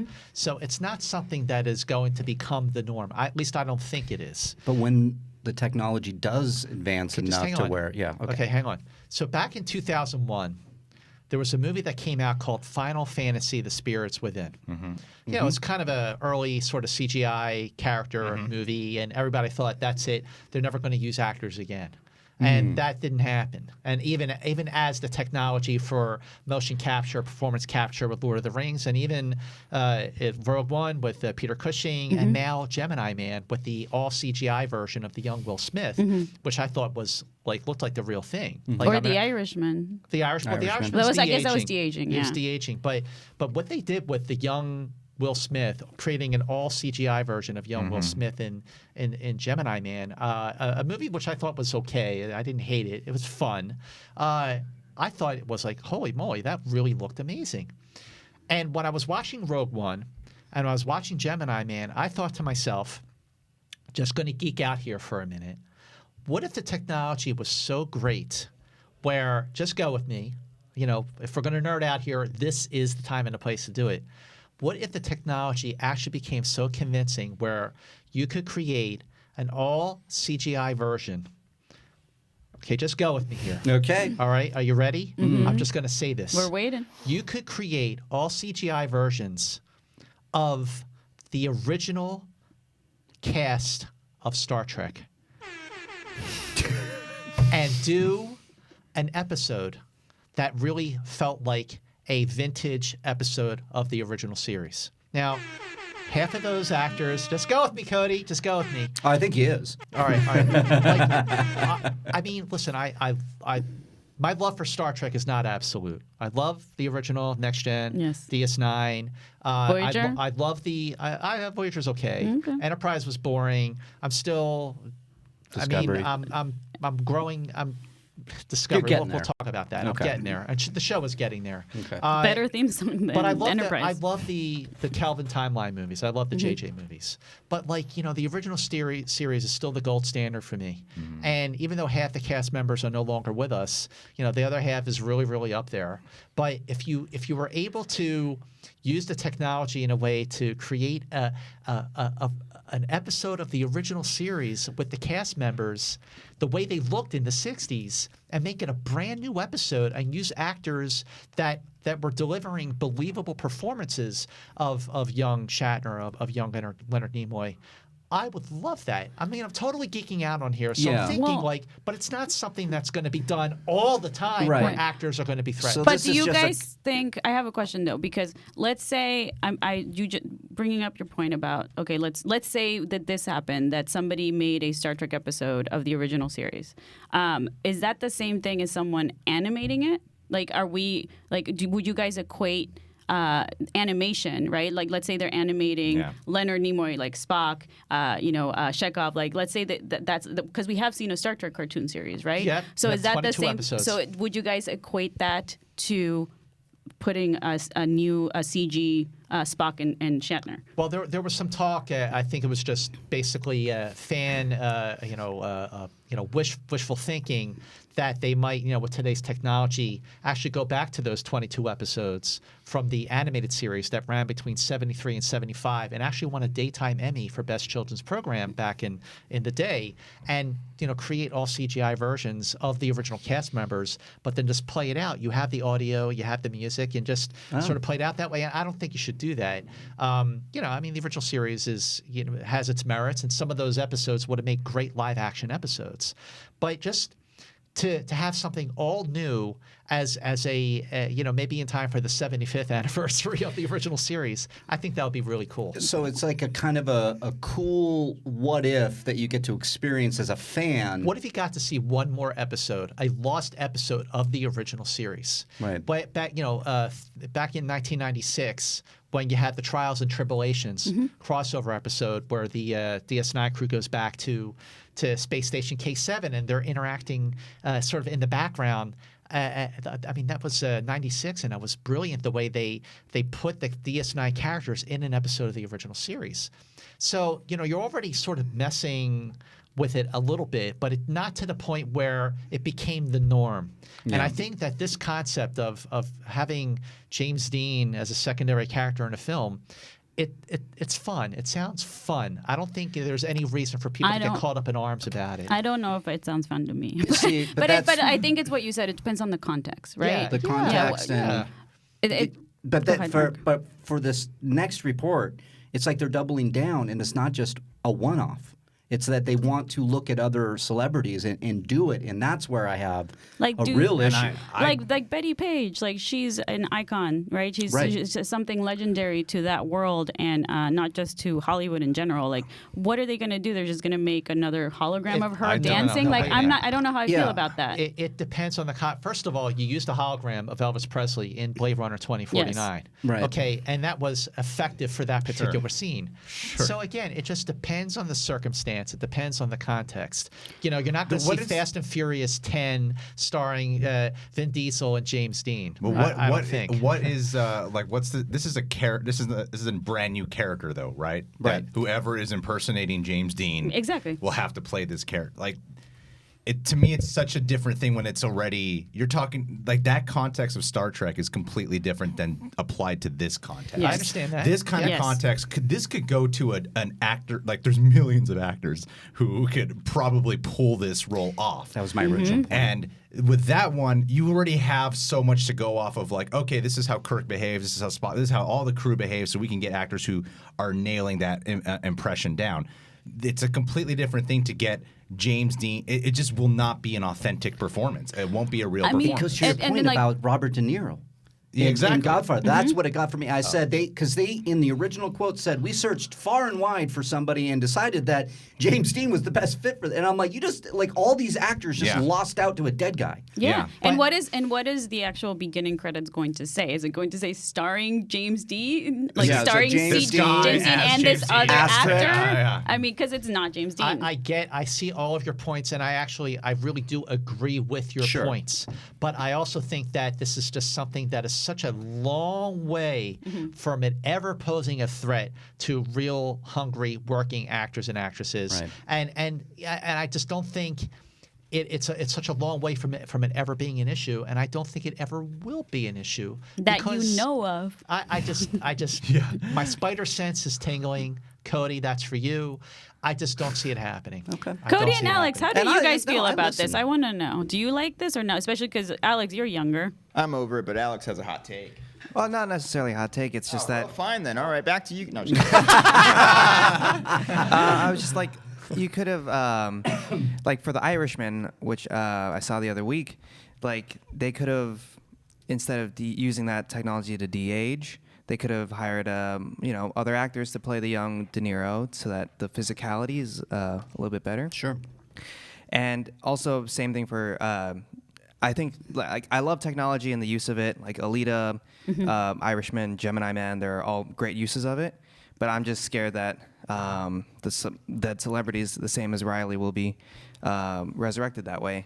Yeah. I also think, really quick, I think specifically James Dean upsets me because the idea of his 3 films and part of him dying so early is what made his legacy so long lasting. Sure. Agreed. Is because we lost him so early. And then to pitch this as we're finally getting a 4th James Dean performance, I think there's other actors where I wouldn't be as bothered by it because they already have a well-established filmography. Similar to Peter Cushing, right? Like because he was older, and it still bothered me in the sense that I still felt like I was looking at like cartoon or video game man. Yeah, but I thought it was really cool. It really bothers me that it's a new character. It's less bothersome when it's a character they're bringing back to life. I think the word you used was perfect. It's that it's a new James Dean performance, which it's not because it's not James Dean because he's dead. Yeah. Something that Alex just said just now about The Irishman, about why not just use younger actors for De Niro and Pesci, and actually I was interviewing the producers of that movie,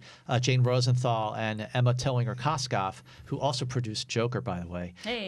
So yeah, $1 billion. $1 billion worldwide as we speak. Has it hit it? And I said to Has it her, hit $1 billion? Yeah, it's about to. It's about I know it's close to. Did you like it, Greg? I loved it. Okay, I think good. by the We time argued we're about it done, on Movie Fights. Yeah. We did. By the time we're done here with today's Collider Live, it should actually be passing $1 billion. Are you serious? Yeah, Yeah, I'm serious. I'm sure. So, so I had asked them, Like that's my brain fart. I forgot we were on Movie Fights fighting about Joker. was it always the plan to de-age? Why not just use younger actors? And she said it was always the plan to try to make the de-aging work effectively to make the movie, because when you have the same actor playing a character over the course of 5 decades, you're going to be more emotionally vested to it than if you have younger actors and then transition to the older actors. It'll still work and it would still be a great movie, but there's something about the emotional impact of it, the commitment to the character when you're seeing one actor play the person over the course of all that time. Well, yeah, Good point. de-aging is very different though than new face. Then a completely different human playing a different human. Yes. Just go back to my Star Trek thing. I like the thought of like seeing like a sort of the take of it's a lost episode, and you make it look just like the original series. Yeah, I mean that I actually don't hate that. That's the first time somebody's brought up to me that if somebody CG'd a person that's dead, if it's in the context of a character and you're just using somebody's voice, similar to animation, that might not bother me as much. Well, your point is just what they did for Tarkin in Rogue One. Exactly. That's exactly what it is. Still had even Gemini Man, only really worked when there was like no lighting and then when it was just so dark in Gemini Man. I thought it was good. And one of the biggest complaints I've heard with that movie, and I felt it was in the end of that movie when they're in the daylight and you just see the young. You guys all saw Gemini Man? No, I didn't see it. Yes, I did. Well, in the daylight when on the campus. Like everyone started laughing at the screen. I was at a press screening. Everyone started laughing at it because it just looked so unreal. Right. And you need to have this ridiculous dark lighting and shading in order to make it look believable. And I noticed as I saw The Irishman just a few days ago, and I loved it. It's weird how Endgame and The Irishman are my favorite movies of the year, considering all the commentary going around. Right. But even in The Irishman, I noticed they had to do a lot of dark lighting to hide a lot of things. And there were times in the de-aging with De Niro specifically. Pacino and Pesci I thought was flawless, but De Niro at times actually looked a little artificial. Yeah, I to agree. me. I agree with that. It did take an adjustment to accept the younger. De That's Niro. interesting because I've heard of other friends that have seen that movie, and then also, you guys saw It Chapter 2? Yeah. Because they de-aged the younger kids, cast as well, and that I was distracted by the entire I time. was. But Yeah. other people didn't even know that they were de-aged. I They didn't noticed even Finn notice Wolfhard. with the His glasses, head right? looked weird. Yeah. No, and so it's very jarring to me, but other people don't even notice. But why did they do that with the It Chapter 2 kids? Because the kids got older and they wanted to do flashbacks. Because when kids grow, it's really noticeable. Yeah, because they were growing Because like teenagers throw way What's his faster name? than us. The guy, the one that everybody loves. Finn Wolfhard? He actually grew up mighty fast. Yeah. Since Stranger Things. Yeah, and, so that's the first why. It. It's even distracting in the show. Exactly. Like how much older he looks. I know, Yeah, right? yeah, yeah. He really had a growth spurt. Thank you for the very civil discussion where we disagree, you guys. Well, I've been blasting them on Twitter, okay. so it's like You just block them. Right. block, double block. Cody, can we Who's- open up who's those trolling phone lines, on me? please? Who's no. I was kidding. Are you kidding me? Please. I'm gonna go to their house right now. I'm not even looking at that. And I'll tell you this: if anybody was trolling on my friend Scott Mantz, they would be blocked. Go fuck yourself. Riley. Block. And feel free to interrupt us with that lovely Scott Mann soundbite when somebody calls us, please. So what I want to ask, you just said Irishman and Endgame were your favorite movies of the year. What about you, Scott? My favorite movies of the year? Yeah. Not in order, but my top three. Marriage Story. Yeah, I I've wanna heard. I'm see that. dying to see Yeah. this. It's a great film. Yeah. The Farewell Yes, that's really great. and Parasite. Yeah. God, I'm dying That's to my see favorite. Parasite. Those three are That's all in my my top top. 10. What do you love about that movie so much? Okay, so not only because I'm very much into the way the world is right now, and it's a movie about classism and similar to Joker, and those topics are very relevant right now. And it was so genius what Bong Joon-ho did.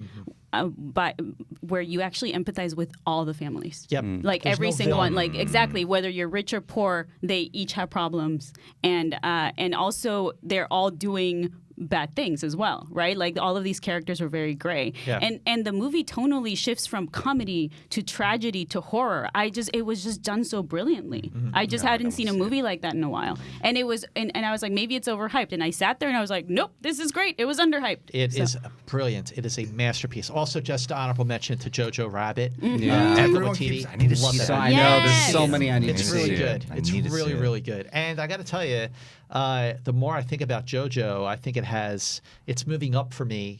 Just to plug Collider FYC for your Oh, consideration. Yes, please please. do, because you have a new series that's FYC is coming through ArcLight now. Yeah, that's right. Oh, so okay. So just a sort of tangent off this. So Please. for everyone who would watch the first season of Colliders, for your consideration, season 1 with me and Perry Nemiroff, the amazing Perry Nemiroff and the mighty Jeff Snyder. Yeah. Thank you to everyone who watched that show and gave us so much love and support. So we just started doing our second season, but the added boost here, and it just makes perfect sense, is that we're also doing a Collider FYC screening series with our friends at ArcLight, which have been so great to Collider already with all the screenings that have been going on with the Steve Weintraub and everybody. Yeah, makes sense. And it makes perfect sense. And we were talking about Best Picture last week, and I definitely sang the praises of Parasite. I think it will win best foreign film for sure. At least, but I hope. I think it should win Best Picture. Agreed. Period. Completely agree. But I think that because it does have the Best Foreign Film thing like in the bag, I feel like they might give it to a different film. Will it go to The Irishman? Will it go to The Farewell? Would it go to Jojo Rabbit? I wouldn't be mad if it went to Jojo Rabbit because Jojo Rabbit. that movie should be watched by everyone. I agree. That's a movie that it teaches you that from a young age we're taught to fear and hate, and there's no reason for that. And it's just a beautiful message, and it's funny. Yep. It's very smart. It's agree. beautiful performances. It's just a brilliant movie. I And think it's moving up the there. music. Oh, looks like we got a call there. You're back. You are on Collider Live. Who are you? How are you? Hello, this is Nathan from Logansport, Indiana. Hey, Nathan. Oh, I owe him money. You're on I'm with sorry, Nathan. How much does Greg owe you? Exactly. God, he tracked me down. What you got for us today? He's like, shit. I have a Star Wars question for all you guys. All right. Shocker. It's like it's in Zeitgeist. And Cody and Alex can join in on this conversation too. Okay. Because they love talking about Star Wars. Yep. If you guys had to build a lightsaber, what would your lightsaber would be, and what would your color would be? And what would our color be? Okay, cool. Thank you for the question, Nathan. Do you guys have any answers? I mean, I'm always a fan of the original Luke Skywalker lightsaber from New Hope that was Anakin's, that was given to him by Obi-Wan. I love Light the blue? design, and it's blue. Yep, all of that. I would probably make mine around the same kind of an inspiration. Blue all the way. Okay, what about you? Definitely Darth Vader's. Darth Vader's, okay. Easily. Red. I gotta go with red. I think because of the age I was at, the Darth Maul lightsaber had always stood out to Oh, me. yeah. The double lightsaber. Yeah, That's yeah. cool. Yeah. You gotta do some martial arts with that, though. Yeah, I did that more. I did 10 years of martial arts. I can No work way. with a bow. What did Yeah. you do? Are you kidding I me? did Taekwondo and got a black belt when I was like 11. Wow, That's Dude, awesome. damn. You know what? The That Karate does Kid. not surprise me. That's I so feel cool. like I just if somebody tries to jump us, I hope I'm with Greg, so that he Yes. can just be like, no, son of a bitch. Quick question. Did you ever watch Miami Connection? No. Okay, I because don't it's know my that. favorite bad movie ever. Oh, okay. I highly recommend. But it's basically a Taekwondo. Oh, really? It's like a martial arts like shitty movie. but that gang or whatever, that group actually has also a sort of Hall & Oates band, and they sing a song like called like Against the Ninja, and they go Taekwon, and so Oh, that damn. reminded me of I that. gotta So watch. What's you it called? got Your favorite Miami bad Connection. Movie. Favorite Yes. bad movie? That's a great. What's your favorite bad movie? Favorite bad movie? You see, the thing is with this movie, it's considered terrible. The main actor has completely denounced it over and over again, and for some reason, I watch it and I go, I don't know what it is. I like it. Spider-Man 3. Wild Wild West. Oh, wow. I'm Good like this. one. I'm like, this That's is inventive. bad. And they're funny. Their chemistry's great here. Like, I mean, I do love Kevin Kline, but I think they're both funny together. What about you, mister? I would probably go with Jaws 2. Okay. It's not Yeah. great. It's not like you can never. It's like what I love about Jaws 2, 3, and 4 is that they try to recreate Jaws. I mean, to capture that lightning in a bottle again. They can't do it. Jaws 2 is fun. As Jaws 2 is someone fun. who- It's a horror movie because Yes. it's like the shark is literally picking off teenagers.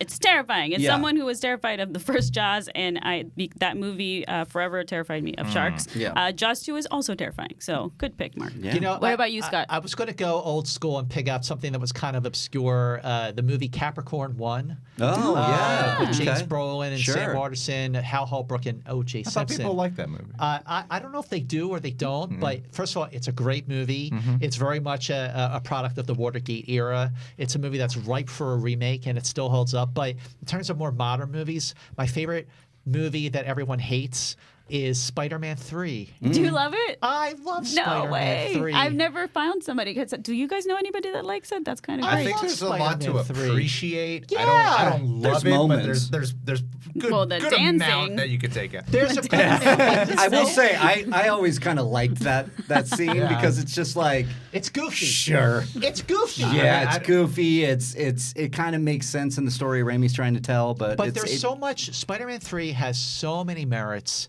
at the beginning of the film, Spider-Man's very full of himself and he's cocky, and he gets knocked off his perch and he has to climb his way back. Sure. And after, when he goes to save Mary Jane from, Sandman and from Venom, and he's just going back with his tail between his legs. He just knows he's going to get the crap kicked out of him, and he does. And then Harry Osborn shows up to save him, and they're fighting side by side. Yeah. That movie just brought the entire trilogy of Sam Raimi directed Spider-Man movies full circle. And I definitely did not like that middle part with emo Spidey, but it was such a satisfying conclusion to that trilogy, and I love Spider-Man 3. I would love to see the comments right now because that's amazing. I mean, I like the idea. Yeah. I wasn't a fan of the butler suddenly revealing all this information about Norman Osborn. Your father was and another thing, he did this, and then also. Before we take another call, I do want to finish Nathan's question. So we didn't get your lightsaber or Cody and Alex's. My favorite lightsaber. Okay, now even though The Empire Strikes Back, we all have firmly established here over the course of the last hour and a half, it's just like one of the greatest movies of all time. My favorite lightsaber is actually Luke's lightsaber from Return of the Jedi. Nice. So the green one, not the blue one. I like the green. Yeah. I like the green because he made it himself. Remember, Vader was like, "Impressive! You made this yourself, my son. I'm very proud of you." Yeah. Cody, Alex, you got one?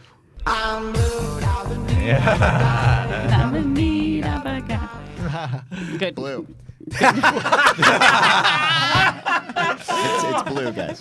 Thank you, Cody. We're got it. Thank you. Are you sure it's blue? Alex? Yes. Yeah, I'm a blue boy also. Okay. Wait. Hey, Cody. Cody, where do you stand on Spider-Man 3? It's not great, Scott. It's got some scenes. I did watch it during my emo phase, though, so I related to Did you learn the dance, Cody? Oh, yeah. Ooh. No, I did not. Aww. Well, maybe you should. Had the same hair, though. Of course you did. Like the sort of emo goth, like beaver thing all going the way on? down there. Mm-hmm. Ooh. Nice. I need to see photos of that. So we got another call? Yeah. Hold on. Wait for it, guys. Wait for it. We're going to get it. There it is. There it is. You are on Collider Live. Who are you? How are you doing? It's Kevin from New York, and I'm not doing too bad. Hey, All right, Kevin. How's it going? What did you got for us today? It's just caught a little bit of it earlier, and you guys just talking about like the comic book stuff, and I guess just offer like a civilized opposite end of the fence to Superman. The movie?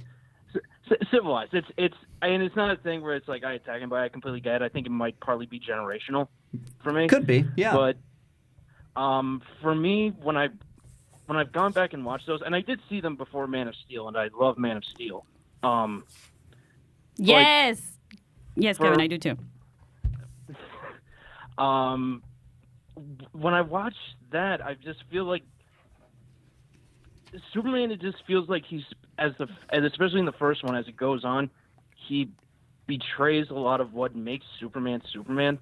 Like one of the things I think that makes him so appealing is that he has the ability to be a god, but he actively chooses not to do it, even in the worst circumstances. Yeah. And then and his father even tells him, like Jor-El tells him, like, don't interfere in this way with people's lives, and then he does it out of a degree of selfishness. Mm-hmm. So like that's always like my biggest hang up with that movie, because there's plenty of it that I enjoy, and Reeve is a great Superman, but just it's that one part of like how a creative decision can just like kill the momentum of a movie for me. And I think it can also you read something completely different than I did, because what he did for me was out of love. Mm-hmm. Yeah, It was because he needed to save and wanted to save Lois. And so he used those godlike powers to save Lois. And he also established his own identity. And established, stepped out of the shadow of Jor-El. Bingo. Wait, Kevin, what were you going to say? No. I completely agree with that, and it's also like it's constructed in a way where, and this is going back to what I said, why I'm not going to be why I don't knock anybody who likes it or appreciates it. Yeah, we understand. I'm defensive. Yeah. Give me another minute, then I'll start screaming at you. Okay, cool. Give me back my money. But yeah, it's just because I don't know. It's just like because when you see some of the things, and I know comics are comics, and you have to do adaptations. Like I'm one of the people who actually prefers the ending of the Watchmen film to the comic. Yes. Oh, interesting. And because I think in the vein of what Alan Moore wrote, that works better. Mm-hmm. So in a way, Snyder out Alan Moore. So interesting. Yeah, very interesting. Hot takes. Well, thank you for the. You're not done. Please, No, please keep no. going. No, I love everything you're saying. So I agree with everything you're saying. Please keep talking. But just with like Superman, because he, and it's like he has lost everything, and I think there's like a great Spider-Man arc after Civil War that dealt with like he makes a deal with Mephisto. It's like, okay, you want your secret identity back? Okay, you can make this selfish. Can have this one piece of selfishness, but everything else you've gained by being selfless, you will now lose. And I think that's like a good way of sort of like twisting that on its head. And if it had been something like that, then I think maybe I'd be able to forgive it more. Mm-hmm. And I think I'm done. Thank you for the call, Kevin. Hey, thanks, dude. That was great. That was great and civil. Yeah, I love that we started. Interesting take on that. You hurt my feelings. Very interesting take on that. Did you? Well, I want to hear what you think, Craig. But really quick, I will have to say, and I've talked about this on the show before, is that it is true that a comic book is different than a film, right? Mm-hmm. And so when you're adapting comic book material, sometimes it's really cool to see it visually on the screen. Like that's why I love Spider-Verse so much. But sometimes things don't translate as well. Agreed. Right. Yeah, so completely I agree. actually agree that I really at first when I saw Watchmen for the first time I was like, this is different because as a huge fan of the comic, but after rewatching it and especially the director's cut, it actually made more sense to me for a film adaptation. Right. Yeah. I thought the film adaptation was underrated. I thought it was pretty good. Not great, but good. I thought they should have done a miniseries, which they are now doing. So Right. all is well in the world. The show is so good. Yeah. It's so good. It really is. It's interesting on that too, because visually, how do you adapt a big squid attacking New York? And I love the way they've done it in the Watchmen In the series, show. because they don't have to put that in there; you can reference it. But you're right. Like what works for one medium, comic books or even novels, may not work for another, movies or TV. Sure. What's your take? On which part? All Which of it. part? All of it. Yes, and. Yes, and Right there with you guys. I barely remember the Watchmen movie, to be honest. I have waited in line for like 10 hours, so I just read the graphic novel for the first time. 2009. While I was waiting in line. That was before they had like reserved seating at every theater. And so I read the whole thing, and then I went into the movie, and I was surprisingly really bored, but I've always been under the impression that if I went back and watched it, I would probably like it. That's the vibe I've had with that movie, like reflecting back on it. But I do love the show, and yeah, I mean, I didn't really care about that it changed. I just wasn't into the movie that much, so I didn't even care that the ending changed. I wasn't like, not my Watchmen. I just didn't care. I'm curious though. I wonder after you watch the director's cut what you would think. I want to say, everyone says about all Zack Snyder related things. Yes. Hey, Ultimate Edition BVS is way better than the theatrical release. I agree with that. I do agree with that. I didn't even watch the edition. I just watched all the deleted scenes. And then I went, oh, yeah, I could see how these scenes make the movie work a lot better. Clark Kent is not even a character in the theatrical release. No. Like, you don't see Clark's journey at all, whereas you do see it in the Ultimate Yeah, Edition. you And get then more. you actually get why they're fighting. Yeah, the perspective of when Clark is learning about what Batman does, I was like, oh, now it makes sense why he has issues with Batman. Correct. As opposed to before, I'm like, what's your deal, man? Well, I'm glad we agree. Do we got another call, Cody? There we go. It's a great sound. I'm feeling very welcome here. How many people are on hold? You are on Collider Live. Hello, who are you? My name is Stephen. I'm from the UK, and I didn't realise I was going to go straight in because I'm watching you delayed. And hello. Hi. Hello. We love getting people from not the U.S. That's so fun. How That's are you? always great. What do you got for us today? I cannot believe I know everyone says that shit, so I ain't going to say that. You know what? I watch you guys. It's quarter to 8 in the UK at the minute. I get in from work. The kids, the missus, I have to put up with this shit. I've put up with it for over a year. I can't believe I've got food. They're not here. It's gutting they're not here to hear this shit. And I have no idea what you guys are talking about. Have you spoken about the Mandalorian yet? I got a little Yoda theory. Look. We did talk about the Mandalorian, yes. We did talk yesterday about the and today. Mandalorian. Hopefully, it was a little bit muffled there. We're not discussing the ending because of spoilers for everybody that might be listening or watching at home, just in case they haven't seen it. Yada yada talk. Yeah, yada yada yada. Yada yada yada. I love this guy. Yeah. You are officially Cody's favorite caller. You know what? You guys are great. I'd like to go into history about how the fuck I got into you because sorry, that was a load of flame in my throat, man. That was disgusting. In the words of, Roxy would hate this. I've just had a split. In the UK, it's split. That's just weed, man. That's just what you call weed. It's split. Yeah, man. Smoke one for us, man. Wait. You're in the UK? So how far are you from Abbey Road? Yeah, man. Oh, yeah. How far are you from Abbey Road? I'm in North Park, which is about 40 miles away from London. It's about 35 minutes on the train. Oh, Get okay. on the tube, you're in Abbey Road, mate. A big Beatles fan. Massive. Huge. Yesterday. Huge. Have you seen yesterday? Scott, Yes, I did see yesterday. I thought it was I thought yesterday was a good film. I thought it could have been better. I thought they had a great idea. Yeah. It was a great concept. They could have done more with it, and instead it turns out to be a romantic comedy. Yeah, But exactly. Yeah. the end of the film, no spoiler, the end of the film with the big reveal, that made the movie for me. So I thought it was a 3 out of 4 movie. I thought it was good, not great. You know what the best part of that film was? That my 10-year-old little girl sat there and watched it with me and go, so all those songs, the Beatles were those. Yeah, mate, you can't, it's just done, it's all bloody YouTube. I know you're YouTube, so that's really... Oh my God! Thank you so much for calling. This is probably one of my favorite calls ever. Absolutely. Cheers, mate. Dorina, very much. You're all great.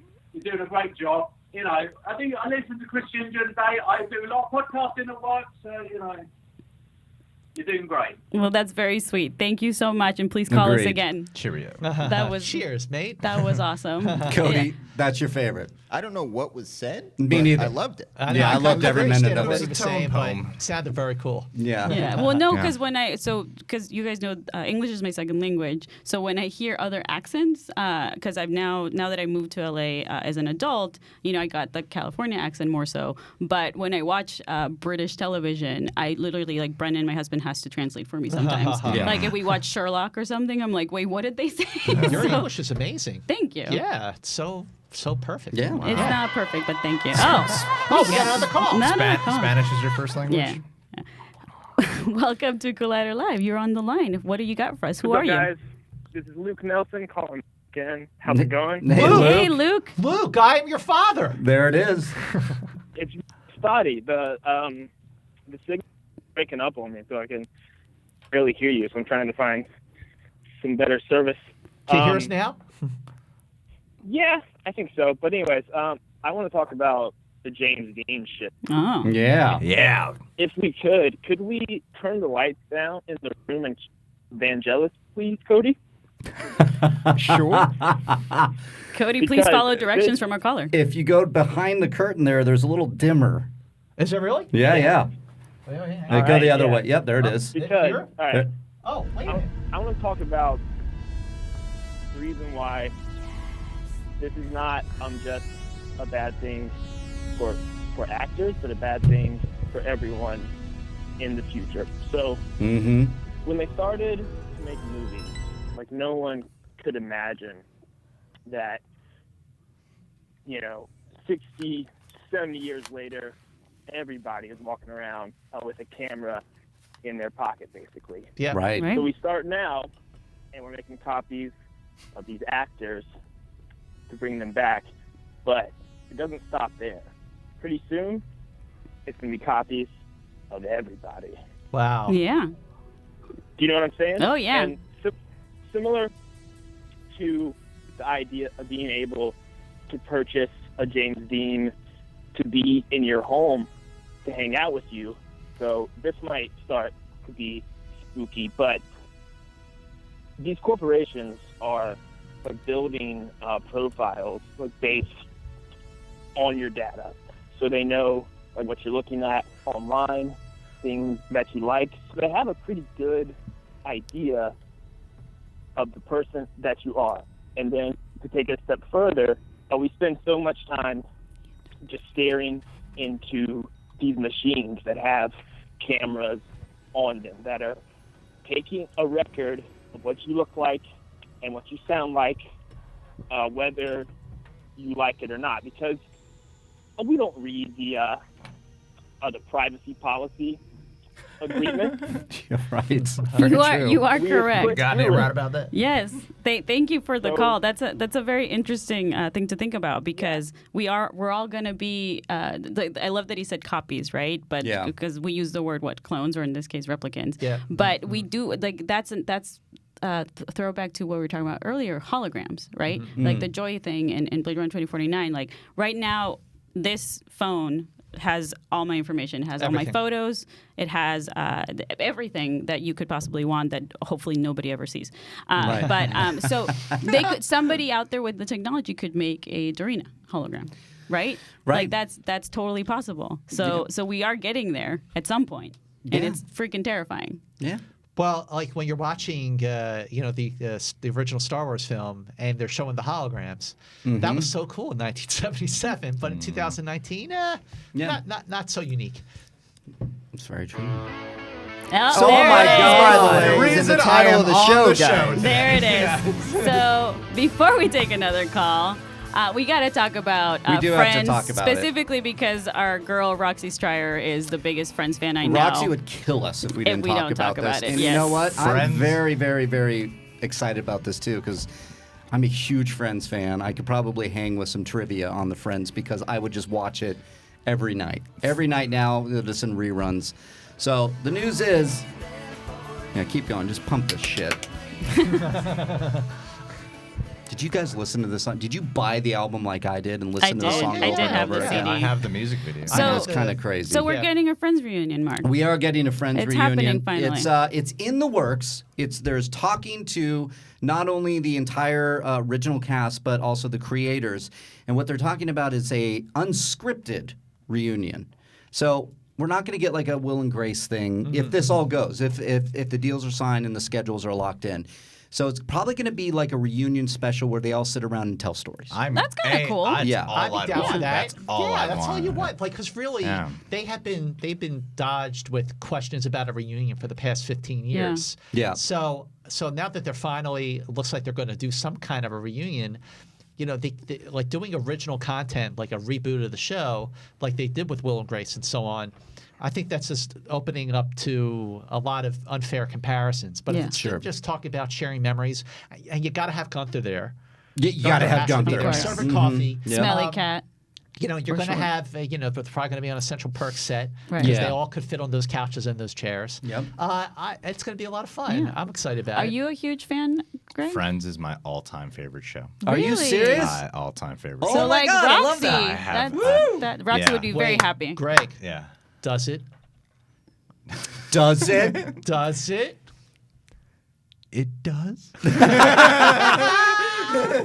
Score. That is some great so trivia does right there. You guys are a bunch of nerds. It does not. See, that's what I'm talking about. This is like there are so many kind of memories from this, like Rachel getting together with Ross, then that happening, and get them farther apart. 3 Friend shirts. I love this. It is my all-time What do you favorite love show. about it so much? I think in every friend circle we have, like in real life, one of us is one of them. Right? Like, we all have shades. I've noticed my whole humor as, like, when I was growing up, I was always called like the Chandler in school. Like I was very socially awkward, but I resorted to like. I remember watching when the first season when Phoebe's dating a therapist, and he says like you repress it with humor. I had a conscious effort growing up in the home I did of I'm going to do that when I go to school. Like I literally just decided to do it. Who played the therapist? Who played the therapist? Oh, I know the face so well. I got it for you. Who is it? Who is it? Fisher Stevens. Oh, wow. Yes. Wow. Damn, Wait a right? minute. Wait a minute. So could you be any more like Yeah. Right. I wanted to be and then as growing up, when I first started doing YouTube, I channeled more of my Joey humor, and then now I've noticed in a relationship I'm a lot like Ross. So I'm like, yeah, you're responsible. I'm like Ross and I'm like all three of the guys combined. I noticed. Yeah. But then, so yeah. It's interesting because I grew up. My family is huge fans of Friends, and we actually, speaking of the fact that this is my second language, I learned a lot of English through movies and TV. Right? Like I like listening to it. That's why probably I lost my accent a little bit. Yeah. You can hear it sometimes, but Friends is something we saw as a family growing up, and I have really fond memories of those times. What's bizarre, though, is that as I've gotten older, I don't like the show as much. Oh, it's not really? that I think it's a bad show. It's just like I'm just like, okay, yeah, I like these characters. It was funny, but for some reason I don't know. It doesn't hold up? Well, not to me personally. I don't think it's a bad show. I think it's a good show, but I just don't relate to the characters as much as I used to. See, now, I think that when you're going to, like Friends, I think does hold up. Seinfeld, to me, doesn't hold up as much as Friends does. Josh McCouga should be calling in any second now. That's weird because when I was a kid, and by the way, the lead singer of BTS said that they learned English through Friends as well. There you go. But yeah, when I was growing up, I just really loved Friends as a comedy. But then as I've gotten, every time I get older, I actually do relate with it more. Oh, I start to interesting. understand Okay. more of the struggles. That's and interesting. stuff. I mean, Yeah. we'll see. Like, I really like what they're doing. That it's not a reboot. This interests me more. That This they're is more, it's just going to be a reunion. They're going to be celebrating it. Listen, you know what will really make it great? You know what's really going to make this Friends reunion great? Is that they actually do film a new episode with all CGI versions. There it is. And with There it that, is. you are on Collider Live. Who are you? How's it going? Hey, guys, this couldn't have been a better segue because speaking of Friends, I wanted to say hey to my friend Greg Alba. What's up? It's Joel Reed It's from Joel. Los Hey, Angeles. Joel. Oh, my God. That's awesome. Hey, buddy. What's up, buddy? How you doing, dude? I'm doing great. I want to point out I called 150 times today to get in. Oh, my God. Say what's up to Greg. There it is. I got a comment. It's my and then a girlfriend's question. ex-boyfriend. Oh, okay. Do you owe him? Do you owe him money too? I want to say that I think Spider-Man 2 is the best superhero movie of all time, Bingo. and Yeah. Spider-Man 3 is the worst superhero. Oh, what's this guy's name? Joel. Joe! Respectfully Sorry, disagree. Joel Reeves, actually. It's not the worst. How can you say it's the worst? There are so many. Spider-Man stuff There are kills everything for me, man. Did Kills you the not whole see thing. Superman 4: The Quest for Peace? No, that's the true. shittiest That's a superhero good movie of all point. time. It sure is. I did, and I like it more than Spider-Man 3. Oh, Wow. It is. All right. It is more fun in an awesomely bad way. Oh, Yeah. Oh. Joe, you Okay, got a I question got a for us today? I want to know what you guys are going to watch on Disney Plus once The Mandalorian is over. The Mandalorian was great, but there's going to be that time period between the first Marvel stuff and when The Mandalorian is done. So what are we supposed to be watching until then? Take your Okay. pick. Thank you for the question, Joe. 30 seasons of The Simpsons. Well, okay. Which they've changed. Yeah. Did you hear they manipulated them a little bit? How Like they so? got rid of some episodes, right? Like didn't they get rid I of the saw Michael something. Jackson episode? They got rid of the Michael Jackson episode. I have to do some digging on this. I Yeah. saw something that there was an edit, but I I also Treehouse of heard there Horror, was some they have like to cut. aspect ratio differences where it's Yeah. like you can't. It's not correctly put on there. I watched like 3 episodes just last night just to see from the first season just to see if they remastered it, and there was moments where the camera is like moving and it's distracting. It's like, it Yeah, looks like there's still some glitches. 'cause- There's plenty of content on Disney Plus to go through. First of all, you can watch 1979's The Black Hole. Yes. Which is Great such- score. John Barry's score Oh, for The that's Black right. Hole is Yep. fantastic. No, Yeah, that's yeah, this that's is not is this it, it? right? No. Oh yeah, this is John Barry. John Barry actually wrote Every Morning by Sugar Ray. Yeah. John But- Barry but The and Black Dances Hole- with Wolves. The Black Hole is a great film. I mean, you know, if you're looking, there's so much content on there. If you know, The Sound of Music, Mary Poppins, Fantasia. Yeah, I mean, I said The Rocketeer. The Cat from Outer Saw the Space. Rocketeer, yeah. Yeah. All those classic I movies. like, Freaky Friday is Escape on from there. Witch Mountain? Escape to Witch Mountain. To Witch Yeah, Mountain. 1974. There it is. Now I want to know if they're going to have the Ewok movies on there. Yeah, they should. What about the holiday special? The holiday special, like, look, if you're going to have the prequels on there, sure, why not have the holiday special? Well, I'm trying to think. What about you, Mark? What are you watching other than Mandalorian? I mean, I'm looking forward to revisiting the Clone Wars TV series to catch me up for when the new season drops. What about non-Star Wars stuff? Non-Star Wars stuff? What? I mean, Yeah. I'm how fucking dare sick you? of talking about Star Wars. What the hell What does that about mean? non-Star Wars? I want to revisit a lot of like Escape to Witch Mountain. I want to revisit. I watched The Rocketeer last night. Great Holds movie. up. Love it. I kind of want to see Endgame again. I've only seen it like a couple times, and I would love to see that again. Yeah, some old Disney classics that I haven't seen. Black Hole. That's a number one right there. I got to see that. I forgot about Black Hole. Yeah, the Black Hole's great. I mean, I'm going back to the animation stuff, like, because that's like I grew up on Disney Afternoon, you know, like all that stuff, and I have some of the DVDs already. But even like really obscure stuff, like does anybody remember like Bonkers? You know, like just weird cartoons like Marsupilami, really weird shit from the '90s. That's my favorite, and probably why I'm such a weird kid. Yeah, I got Julie to look up from the wedding planning last night when the animated movies came up on the Disney Plus app. She was just like, wait, what? Really? She was like, she had no idea. Yeah. So like Cinderella was there, Little Mermaid was there, Lion King was there, Aladdin was there. Like the really great classic Disney animated movies. She got really excited. Yeah, I mean, you can't go wrong with Pinocchio, Sleeping Beauty. They're all What's beautiful. your favorite Pixar movie? Hands down, what is your favorite Pixar movie? My first thought is Monsters, Inc. Monsters, Inc. Oh my God. Monsters, Inc. came out on November 2nd, 2001. What's your favorite Pixar movie? It's probably Up. Up? Okay, That's my so that second. was 2009. I don't know the date. I think Up it was and May. The Incredibles. They're in a battle for number Ed one. Asner is a family friend of mine. Is he really? Yeah. Can you please tell him the most perfect casting, perfect vocal performance in any kind of animated? He was so good. He was beautiful. That movie He is was beautiful. Michael Oh my Giacchino God. won the score, won the Sure Oscar did. for best score, And it was As he nominated should. for Best Picture. Yes, it was. Not animated. Best. Right, and so was Toy Story 3. Toy Story 3 was. And Beauty and the Beast. Love Wall-E. Yes, Wall-E. Wally's pretty good. Wally. It's so great. See, I want to use Disney Wally. Plus to watch some of the Pixar movies. I missed Brave, and I Okay. didn't see The Good Dinosaur. Oh, there Good you go. Dinosaur is good. good. Yeah. It really is. Yeah. I really enjoyed it. It had a rough go getting to theaters. Those but are the I two think I it, missed. Yeah. Cody, Alex? I'm a Wally guy myself. Yeah. Alex? Give me that Coco. Yeah! Coco. Yes, if you That's want to probably cry beautiful. hard, That's probably that's the how most you I do cry. it. Jesus, yeah. Unfortunately, we have ran out of time, you guys. But thank Wow. you so much for joining Thank us, you so Scott, much. Greg, Cody, Alex in the Awesome to booth, be here. Mark Reilly. I am Dorina. Roxy Star will be back tomorrow. I will see you guys next week. Have a wonderful week. Woo!